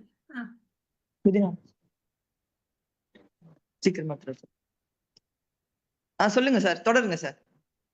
அதான் 2 இடத்துல நம்ம பார்க்கிறோம். பழசுல வந்து அந்த மதுராபுரி சங்கம் வைத்து அந்த இது ஒண்ணு, ஜைன மரபுல வந்து அந்த அந்த இந்த சங்கம்னு வரும். அந்த 2 தொடர்கள் தான் கிட்ட கிபி 5ஆம் நூற்றாண்டை ஒட்டி நமக்கு கிடைக்குது. அதுக்கு முந்தி வந்து சங்கங்கிறது 17 கீழ்கணக்கிலேயே சங்கங்கிறது இருக்கான்னு எனக்கு நினைவு இல்லைன்னு நினைக்கிறேன். சங்க நூல்களில் கிடையாது. 8 தொகை 10 பாட்டுல கிடையவே கிடையாது. 17 கீழ்கணக்குல சங்கம்னு சொல்லு எங்கேயோ ஒரு இடத்துல இருக்கிற மாதிரி தெரியுது, ஞாபகம் இருக்கு, டக்குன்னு நினைவு வர மாட்டேங்குது. அப்படி இருந்தாது. ஏன்னா இதெல்லாம் 8ஆம் நூற்றாண்டு அதுல இருக்குது. அதனால அதை வந்து நம்ம 7ஆம் நூற்றாண்டுக்கு அப்புறம் தான் சங்கம்னு வார்த்தை வருது இங்க. இது ஒரு நல்ல தேடுதலா இருக்கும்னு நினைக்கிறேன். நீங்க அடுத்த உரையில கூட அது உங்களுக்கு அதுக்குள்ள கிடைச்சதுன்னா, பதில் கிடைச்சதுனாக்கா சொல்லுங்க ஐயா. அந்த தகவலை கொஞ்சம் சொல்லுங்க. அது முக்கியமான ஒரு ஒரு தகவலா இருக்கும். இது கேள்வி இல்ல. அடுத்து நீங்க சொன்ன விஷயத்த மீண்டும் வலியுறுத்துற மாதிரி ஒன்று சொல்ல விரும்புறேன். அதாவது ஐரோப்பியருடைய பங்களிப்பு அப்படிங்கிறது தமிழ் வளர்ச்சியிலையும் தமிழ் ஆவணப்படுத்தலையும் மிக மிக பெரிதா நான் பாக்குறேன். ஹென்ரிக்ஸ் அடிகளார் தொடங்கி அந்த நிகழ்வுகள், அப்புறம் டிக்ஷனரிஸ், அப்புறம் அகராதிகள், போர்த்துகீசிய தமிழகராதிகள், அப்புறம் பிரெஞ்சு தமிழகராதிகள், ஜெர்மன், லத்தீன் அப்படின்னு வருது. வீரமாமுனிவருடைய பங்கு, எல்லிஸ் அப்படின்னு. பிறகு காலின் மெக்கன்சி நீங்க சொன்னீங்க, மாபெரும் ஆவண சேகரிப்பு. இதெல்லாம் பண்ணிய அவர்களது உழைப்பை வந்து நம் ஐரோப்பிய தமிழறிஞர்களோட உழைப்பை வந்து நாம் அந்த அளவுக்கு முக்கியத்துவம் கொடுத்து பார்க்கவில்லை என்பதை வந்து நான் உணர்றேன். அவர்கள் இப்ப தமிழ் அறிஞர்கள் அப்படின்னு சொல்லும் பொழுதே தமிழ் துறைகள் கூட அந்த அவர்களுடைய பங்களிப்புகளை வந்து யாரோ வந்தாங்க, ஏதோ ஒண்ணு கொண்டு செய்து விட்டு போய்விட்டார்கள் அப்படிங்கிற மாதிரி பார்ப்பது போலதான் நான் உணர்றேன். நிறைய பணிகளை தான் அவங்க செய்திருக்கிறாங்க, மிக அதிகமான பணிகளை செய்திருக்கிறாங்க. அந்த விஷயங்களை பத்தி நம்ம தமிழ் உலகத்துல வந்து நிறைய பேசப்பட வேண்டும் அப்படிங்கிறது என் தனிப்பட்ட வகையில எனக்கு ஒரு விருப்பம் இருக்கின்றது. என மிக முக்கியமான பார்வை அவர்கள் முன்வைத்திருக்கின்றார்கள். இன்றைய உரையிலேயே நீங்க அதை வலியுறுத்தி இப்ப காலின் மெக்கன்சியை பத்தி எல்லாம் நீங்க சொன்னது வந்து கூடுதலா அதை வந்து வரவேற்பது போல இருக்கு ஐயா. நன்றி. நிறைய கேள்விகள் இருக்கு, ஆனால் நமக்கு நேரம் போதாதுங்கிறதுனால நான் என்னுடைய கேள்வி நிறுத்திக்கிறேன். மற்றவர்கள் அவருடைய கேள்விகள்லாம் கேட்கலாம். நன்றி. நன்றி நன்றி நன்றி சுபா. பதிலளித்த ஐயாவுக்கும் நன்றி. அடுத்து அகத்தியன், நீங்க கை உயர்த்திருக்கீங்க, நீங்க உங்களை அன்மியூட் பண்ணிட்டு கேளுங்க. வணக்கம். என்னுடைய பேர் அகத்தியன். பெங்களூர்ல ஐடில வேலை பார்க்கறாங்க ஐயா. சொல்லுங்க. ஐயா, உரைக்கு ரொம்ப நன்றிங்க ஐயா. எனக்கு ஒரு சந்தேகம் சமீப காலங்களா இருக்கு, அது கொஞ்சம் விவகாரமானதும் கூட, எப்படி சொல்றது தெரியல. அதாவது நம்ம தமிழ்நாட்டை பொறுத்த வரைக்கும், இல்ல இந்தியாவை பொறுத்த வரைக்கும், அரசியலும் இந்த ஆய்வுத்துறையும் மிக்ஸ் ஆயிடுச்சு, இன்னவிட்டபிள் ஆகி போச்சு, வேற வழி இல்லாம. ஏன்னா இன்னைக்கு நம்ம ஆளுங்க வந்து வரலாறு கத்துக்கிறது வந்து அறிஞர்கள்ட்ட இருந்தோ புத்தகத்துல இருந்தோ இல்லாம அரசியல்வாதிகள்ட்ட இருந்தும் பட்டிமன்ற பேச்சாளர்கள்ட்ட இருந்தும் யூடியூபர்ஸ் தான் அவங்க அறிவியல் கத்துக்கிறாங்க. ஈவன் மார்க்சியம் கூட என் ஃப்ரெண்ட்ஸ் எல்லாம் சொல்றானுங்க, ஒரு சில நபர்களை கை காட்டி நான் இவர்கிட்ட இருந்து மார்க்சியம் கத்துக்கிறேன் அப்படின்லாம் சொல்லி சொல்றானுங்க. அந்த மாதிரி இந்த சூழல் ஆகிப்போச்சு. இந்த சூழல்ல இந்த ஒரு அளவுகோல் சரியான்னு மட்டும் நீங்க சொல்லுங்க ஐயா. அதாவது பார்ப்பனரை ஒரு அரசன், முதல்ல அரசர்களை தூக்கி சுமப்பது ஒரு அடிமை மனநிலை, நான் அதுல தெளிவா இருக்கிறேன். துரதிர்ஷ்டவசமா அண்ணா தொடங்கி இன்று சமீப கால அரசியல்வாதிகள் வரை அது ஒரு மாதிரி தூக்கி பிடிக்கிறதுல ஒரு மாதிரி போயிடுச்சு. பார்ப்பனர், ஒரு ராஜா வந்து பார்ப்பனர் ஆதரிச்சிட்டான்னா ரொம்ப பேட் ராஜா, கெட்ட ராஜா. அவர் வந்து பார்ப்பனரை எதிர்த்தார் அப்படின்னா நல்ல ராஜா. இல்லே அந்த ராஜா வந்து சமண பௌத்தத்துக்கு வந்து ஆதரவு தெரிவிச்சிட்டோம்னா அவர் ரொம்ப ரொம்ப நல்ல ராஜா அப்படிங்கிற ஒரு பார்வை வந்து இங்க இருக்குதுங்களாங்கய்யா. அது நீங்க முதல்ல எப்படி பாக்குறீங்க? இது இது தெரிஞ்சுக்கணும் ஆசைப்படுறேன். என்கிட்ட கேட்க நிறைய வேற இருக்கு. அதன் பிறகு பாத்தீங்கன்னா, நீங்க வேள்வி அப்படிங்கிற ஒரு சொல்ல பத்தி நீங்க சொல்லியிருந்தீங்க, எடுத்து பாருங்க வேள்வி அப்படிங்கிறது. நான் இது குறித்து ஓரளவு நான் தேடி பார்த்திருக்கிறேன். நான் வேள்வியின் அந்த தேடின இடங்கள்ல ஏறக்குறைய ஒரு 60% இடங்கள் அப்படின்னு பாத்தீங்கன்னா களவேள்விகளை ஒத்ததாக தான் அது சொல்லப்படுது. என்னது? களவேள்விகளை ஒத்ததாக தான் சொல்லப்படுது. களவேள்விகளை ஒத்ததாக சொல்லப்படுது. அதே வேளையில இப்ப பார்ப்பனர்களை வச்சு அளவுகோல் பண்றதுங்கிறது அதுவும் இன்னவிட்டபிளா மாறி போயிடுச்சு. என்னுடைய கேள்வி என்னன்னா, அவர்கள் உற்பத்தியில் கிடையாது, உற்பத்திக்கான மூலங்களை உருவாக்குனது கிடையாது, உற்பத்தி கருவிகளுடைய கட்டுப்பாடு அவங்கள்ட்ட என்னைக்குமே இருந்தது கிடையாது, ஸ்டில் இன்னைக்கு வரைக்குமே இருந்தது கிடையாது. அப்படி இருக்கக்கூடிய ஒரு சூழல்ல இடைக்காலங்களை விட்டுருங்க, சங்க காலத்துல இவங்க வந்து மேன்மையில இருந்தாங்க அப்படிங்கிறத எந்த அடிப்படையிலங்க ஏன் நம்ம ஏத்துக்க முடியும்? பார்ப்பனர்கள் பேச்சு கேட்டு இந்த அரசர்கள் நடந்தாங்க அப்படிங்கிறத எந்த அடிப்படையில வந்து இது எப்படி ஒரு இல்லாஜிக்கலா ஃபீல் ஆகலையா அப்படிங்கிறது ஒரு கேள்விங்கய்யா. அதே மாதிரி அந்த புறநானூறு 6வது பாட்டு ஒண்ணு சொன்னீங்க, ரொம்ப ஃபேமஸான பாட்டு. நான் தேடும் பொழுது இந்த ராசுசுயம் வேட்ட பெருநற்கிள்ளி, பல்யாக சாலை முதுகுடுமி பெருவழுதி, இந்த 2 அரசர்கள் வந்து டைரக்டா அந்த யாகத்தோட கனெக்ட் பண்ணி சொல்றவங்க. இதுல யாகம்ங்கிற சொல்லு எந்த சங்க இலக்கியத்துல ஒரு இடத்துல கூட பயின்று வரல, யாகம்னு ஒரு இடத்துல கூட வரல. பல் யாகசாலை முதுகுடுமி பெருவழுதிங்கிறது அந்த பாடலினுடைய அடிக்குறிப்பு, திணை துறை அடிக்குறிப்புலதான் வருது. சோனா கந்தசாமி ஐயா அவருடைய இந்த புத்தகம் தொல்காப்பியமும் சங்க இலக்கியத்துல பக்கம் 731 என்ன சொல்றாரு அப்படின்னா, புறநானூரை தொகுத்தவர்கள் ஒவ்வொரு பாடலுக்குரிய திணையும் துறையும் வகுத்தனர். அங்கனம் வகுக்கும் போது தொல்காப்பியத்தின் இலக்கணத்தை விட பன்னிருபடல சிந்தனை பள்ளியில் எழுந்த புறப்பொருள் வெண்பா மாலையை கருத்தில் கொண்டு அதுல இன்ஃபுளுயன்ஸ் ஆயிட்டு, புறப்பொருள் மாலையோட இன்ஃபுளுயன்ஸ் தான் அந்த திணைத்துறை வகுத்ததுல இருக்குது அப்படின்னு சொல்லி சோனா கந்தசாமியே ஒரு ஸ்டேட்மெண்ட் ஒன்று சொல்றாங்க. ஏன்னா இந்த அதே மாதிரி ராசுசையும் வேட்ட பெருநெருக்கிலின்னு ஒரு அரசன் சொல்லப்படுறான். எனக்கு ஒரு லாஜிக்கான ஒரு கேள்வி என்ன வந்ததுன்னா, அப்படிப்பட்ட பேர் அந்த பாடல்ல ஒரு இடத்துல கூட வரல. அதே போல ராசுசயம் யாகம்னு சொல்லப்படும் போது அவர் ஒரு சக்கரவர்த்தி அந்தஸ்துக்கு வந்துடுறாரு. அவரை எதிர்த்து வந்து யாரும் சண்டைக்கு போக கூடாது, வைக்க கூடாது. அப்படி ஒருவேளை அவரை எதிர்த்து சண்டைக்கு போனாங்கன்னா அவருக்கு அடங்கிய தம்பி ஒரு நிமிஷம் நேரடியா கேள்விக்கு வாங்க தம்பி. இல்ல அதான் கேள்விதான், இதான் கேள்விதான்.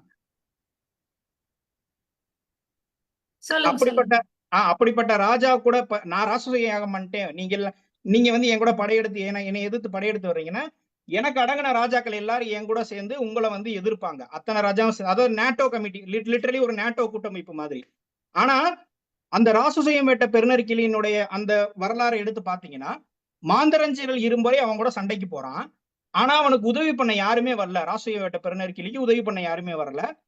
மலையமான் தேர்வன் மலையன் மட்டும்தான் கடைசி நேரத்துல வர்றான். அததான் வந்து மாந்தரஞ்சர்கள் வந்து இந்த மலையமான் மட்டும் வராம இருந்திருந்தா நான் ஜெயிச்சிருப்பேன் அப்படிங்கிறான். இதெல்லாம் கொஞ்சம் முரணா தெரியுதுங்க இல்லைங்கய்யா. அதாவது ராசுசயம் வேட்டன்னு சொல்றாங்க, ஆனா முரணா இருக்கு.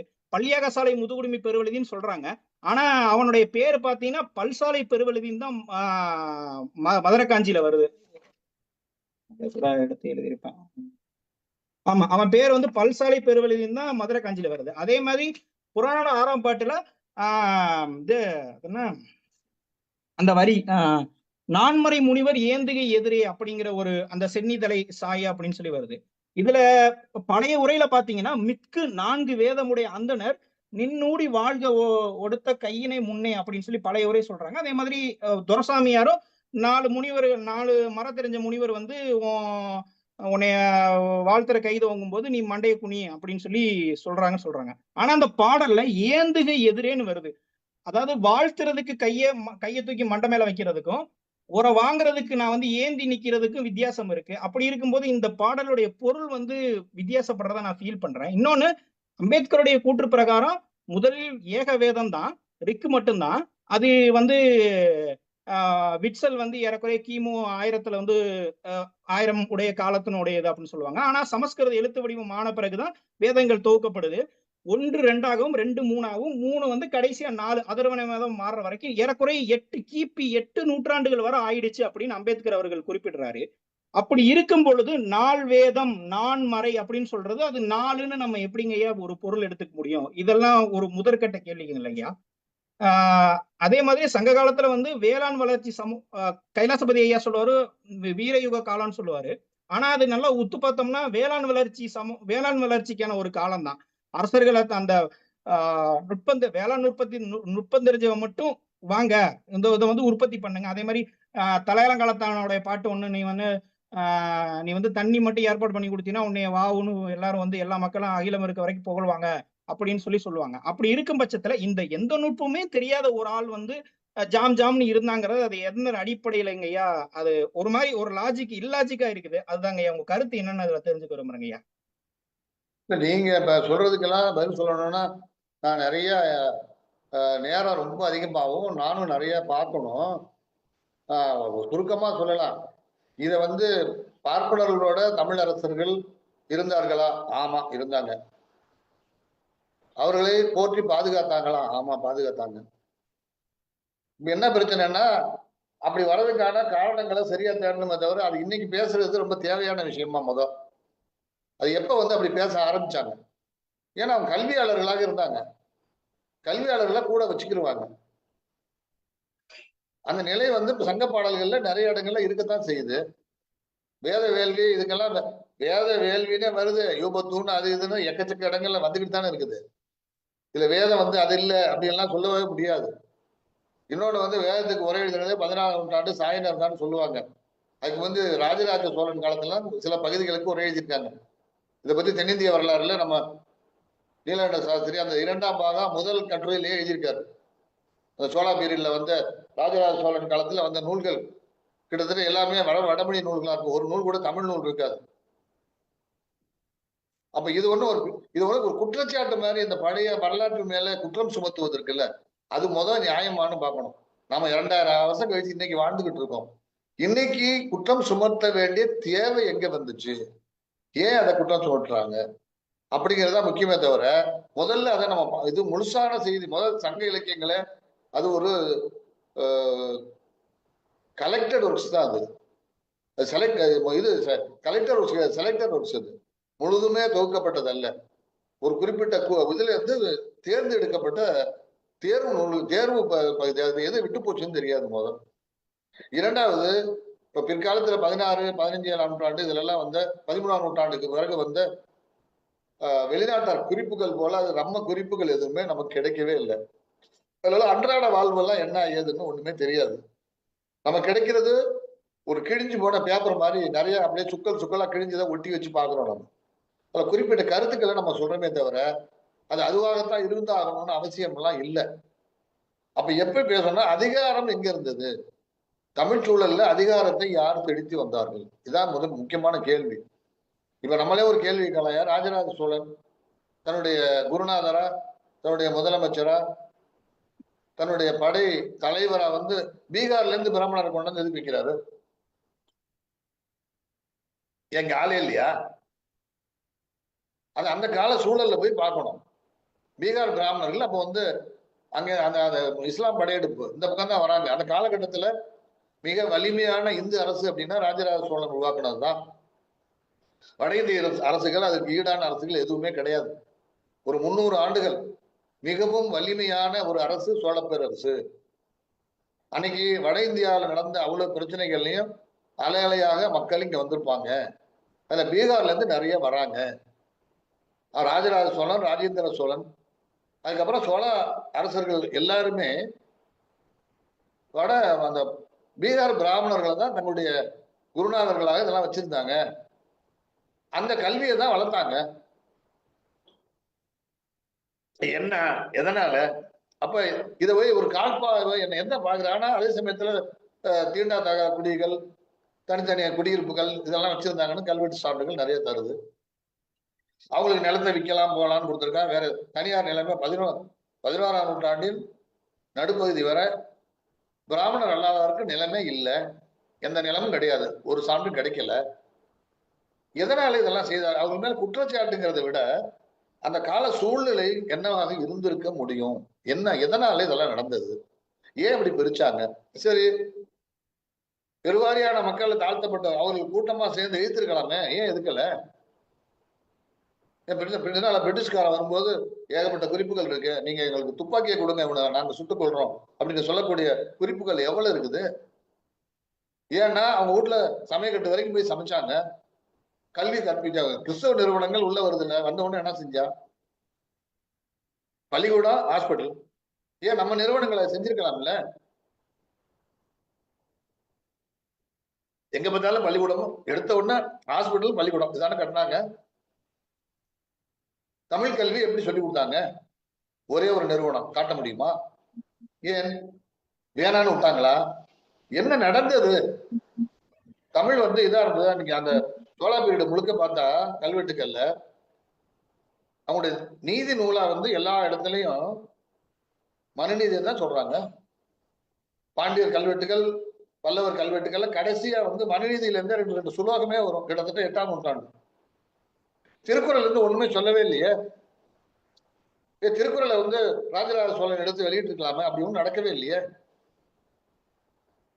நம்ம இப்ப ஊரெல்லாம் திருக்குறளை போய் எழுதியிருக்கோம்ல, நம்ம அந்த ஒரு பெருமையான ஒரு நூல் திருக்குறள், அது மாதிரி பதிவு. திருக்குறள் ஏன் வந்து பெரிய புராணத்துல வர அடியார்கள் இருக்காங்கல்ல, திருவள்ளுவர் வந்திருக்கலாமே, ஏன் அவரெல்லாம் சொல்லவே இல்லை? எப்படி ஏன் ஓரம் கட்டினாங்க?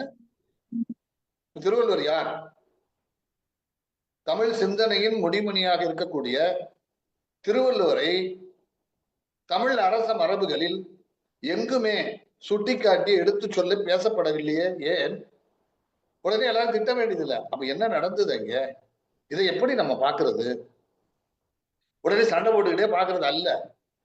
முதல்ல இந்த சான்றுகள் எடுத்து கொடுத்தவனா, இந்த இது இருக்குல்ல, அந்த பட்டயங்கள், இதுவே வெள்ளைக்காரன்லாம் நமக்கு வெளியிடுதான், நம்மளால விடவே இல்லையா? நம்மள்ட்ட இல்லையா? அது நம்ம தானே எடுத்து.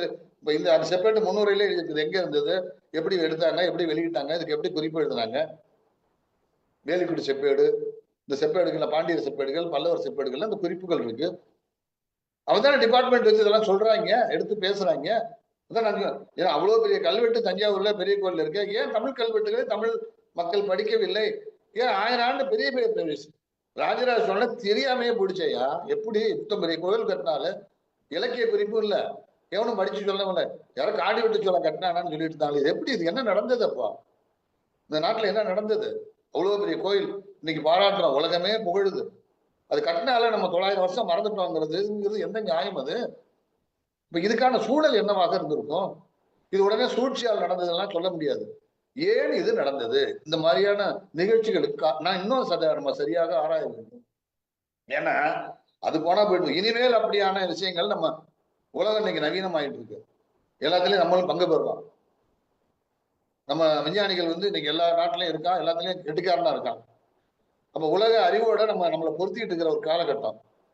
இதை நம்ம இழக்க முடியுமா? ஏன் நம்முடைய செல்வங்களை நாம் இழந்தோம்? ஏன் நம்முடைய இசை போச்சு? இந்திய இசைக்கே முன்னணி அடிப்படை தமிழ் இசை, ஆனா தமிழ் இசை எல்லாம் போச்சு. இது எப்படி? 103 பண்கள்ல 30 பண்ணு தான் இருக்குங்கிறான். எங்க போச்சு அதெல்லாம்? உடனே யாரோ மறைச்சிட்டாங்க, இது பண்ணிட்டாங்க.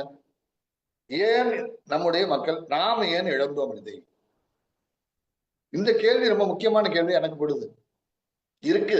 இருந்தது, உடனே அவங்க வந்தாங்க, இவங்க வந்தாங்க, ஏமாத்திட்டாங்க. ஏமாத்தினா அப்ப நம்ம கிறுக்கு போயலா? ஏமாத்தின ஒரு சமூகம் இதெல்லாம் எழுதி வச்சிருக்குமா? இவ்வளவு அழகான கல்வெட்டுக்களையும் இதையும் பொறிச்சு வச்ச ஒரு அறிவான சமூகம் ஏமாறுமா?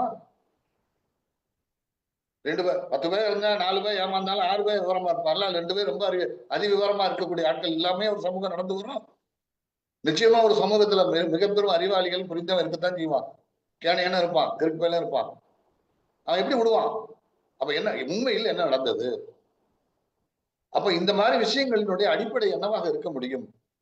உடனே எதிரிகள் மாதிரி பார்த்துக்கிட்டு எதிரிகளால் நடந்தது, அவர்களால் நடந்தது, வெள்ளக்காரனை பண்ணா, இவங்க கெடுத்துட்டாங்க.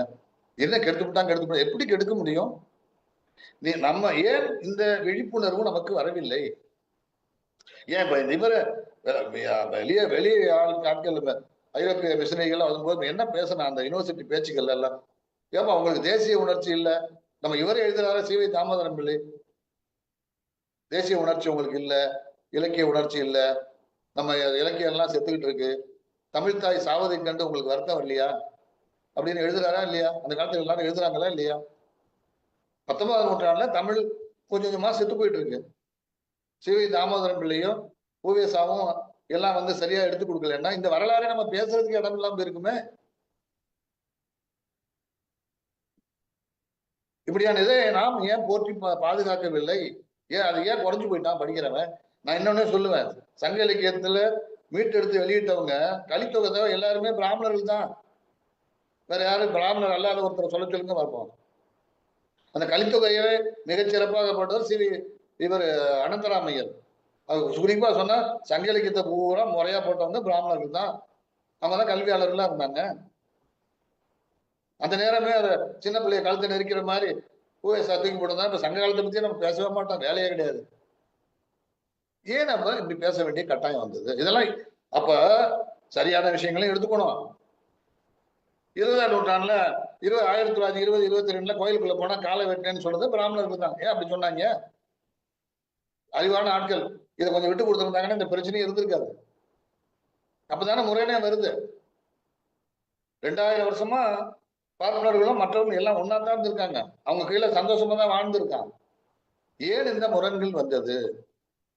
அப்ப இதெல்லாம் நம்ம எடுத்து பேசணும், எடுத்து இது பண்ணி ஆக்கணும். இதெல்லாம் இது முரணாக திட்டமிட்ட சதிச்செயல் அப்படின்னு பாக்குறதை விட வரலாற்றில் இந்த மாதிரி இன்னும் சான்றுகள் கிடைக்குதா? இது மாதிரி விஷயங்கள் இந்த காலத்துல யார் எதுக்கு பயன்படுத்துறான்? ஒரு மனுஷன் ஒரு விஷயத்த நல்லதாகவோ கெட்டதாகவோ பேசும்போது அவனுடைய லாபம் என்ன, அல்லது அந்த இயக்கத்தின் லாபம் என்ன, அந்த மனிதர்களின் நோக்கம் என்னவாக இருக்கும்? படிச்சவங்க இதெல்லாம் சிந்திச்சாகணும். படிச்சவங்க தான் முக்கியமான இடத்துல நின்று பேசணும். பேசி எடுத்தோம்னா எல்லாத்துக்கும் தீர்வுகள் கிடைக்கத்தான் செய்யும். ஏதோ தீர்வு கண்டுகிட்டே இருக்கான் அன்னைக்கும். இதுக்கெல்லாம் தீர்வு காண முடியாதா? நிச்சயமாக நல்ல மனதோட எல்லாரும் ஒத்துழைப்போட வேலை செஞ்சோம்னா இந்த மாதிரியான பல சிக்கல்கள் தீர்க்கப்படும். நாம் எல்லாம் ஒன்னா இருந்து வெற்றி பெறுவோம். 2000 வருஷம் ஒன்னா இருந்த நம்ம இப்ப வேற ஆயிடுவோமா? பார்ப்பனர்கள் வேற, மற்றவர்கள் வேற. யார்? தமிழர்கள் இல்லையா? தமிழர்கள் தான் இல்லைன்னு தான் சொல்லுவோம். நான் அடிக்கடி சொல்லுவேன், இன்னைக்கு எனக்கு இந்த நாடு சொந்தம்னு சொல்லணும்னு வந்தா பார்ப்பனர்கள், பறையர்கள், குயவர்கள் உங்க மட்டும்தான் சொல்ல முடியும். ஏன்னா சங்க இலக்கியத்துல இதான் பேரோட இந்த தொழிலோட வருது. வேற எதுக்கும் தொழிலும் பேரு கிடையாது. நீங்க ரெக்கார்டு புறமா வந்தோம்னா இந்த 3 பேர் தான் எனக்கு சொந்தம்னு சொல்லலாம். இந்த 3 பேர் அதே தொழில், அதே செயல் அப்படியே வந்துகிட்டு இருக்கு இன்னைக்கு வரைக்கும். அப்படி உரிமை கொண்டாட முடிகிற ஒரு சமூகத்துல நம்ம எப்படி இருக்கணும்? இணக்கமா இருக்கணும். அறிவு சமூகம் இருந்திருக்கும், உழைக்கும் சமூகம் இருந்திருக்கும், எல்லாம் இருந்திருக்கும். நம்மளாம் சேர்ந்துதான் வேலை செய்யணும். நவீன காலத்துல இதெல்லாம் உடைச்சு எறிஞ்சிட்டு நம்ம ஒற்றுமையா நின்று செயல்படணும். அதுக்கான வழிவகைகளை நம்ம தேடி ஆகணும். அதிகாரத்திற்காக இந்த பிளவுகள் நடந்திருக்கலாம் நான் நினைக்கிறேன். அதிகார வர்க்கங்களை ஒதுக்கி தள்ளிட்டு சிந்தனையாளர்கள் ஒன்று சேர்ந்து பேச வேண்டிய காலகட்டமாக கருதுகிறேன். இது சரியா இருந்தா எடுத்துக்கங்க, சரியில்லைன்னா விட்டுருங்க. வணக்கம் ஐயா. நன்றிங்க. மணி சரியாக 8 மணி ஆகிவிட்டது. நண்பர்களே, நமக்கு இது தொடர் உரைதான். 4 வாரங்களும் இருக்கிறது. 4 தலைப்புகளில் நமக்கு இன்னும் தேவைப்படுகிறது என்றால் நாம் இன்னும் தமிழ் மரபு அறக்கட்டளை இதை தொடர காத்திருக்கிறது என்றுதான் சொல்ல வேண்டும். நாங்க வேண்டான்னு யோசிக்கல. இன்னும் ஐயா கிட்ட இருந்து நமக்கு எவ்வளவு விஷயம் தேவைப்படுகிறதோ, எது குறித்து தேவைப்படுகிறதோ நம்ம இந்த 4 வார உரைகளையும் தாண்டி கூட நாம் செய்யலாம். ஐயாவும் அதற்கு தயாராக இருக்கிறார்கள் என்பதை நான் இங்கே சொல்லிக்கொள்ள விரும்புகிறேன். அந்த வகையில் இன்றைய உரை குறிப்பாக சங்க இலக்கியங்கள், தமிழ் இலக்கிய ஆய்வு உலகம் என்னென்ன இன்னும் செய்ய வேண்டி இருக்கிறது என்கிற நிறைய ஆய்வு களங்களை நமக்கு ஐயா எடுத்து கொடுத்திருக்கிறார். இலக்கியங்களை நாம் எப்படி புரிந்து கொள்ள வேண்டும், அவகால பின்னணியில் புரிந்து கொள்வது என்பது நமக்கு ஒரு நல்ல ஒரு புரிதலையும் ஆழமான ஒரு பார்வையையும் நமக்கு தரும். தேவையில்லாத கேள்விகளுக்கு அங்கே இடம் இருக்காது. ஒரு பண்பட்ட மனநிலையில் பக்குவத்தோடு நாம் விளக்கம் அளிக்க முடியும் என்கிற வகையில் இன்றைய உரை அமைந்திருந்தது. அந்த வகையில் ஐயாவுக்கும் நன்றி கூறி, கலந்துரையாடலில் ஈடுபட்ட அனைவருக்கும் நன்றி கூறி இன்றைய உரையை இத்தோடு நாம் முடித்துக் கொள்வோம். நன்றி ஐயா. நன்றி. அனைவருக்கும் நன்றி.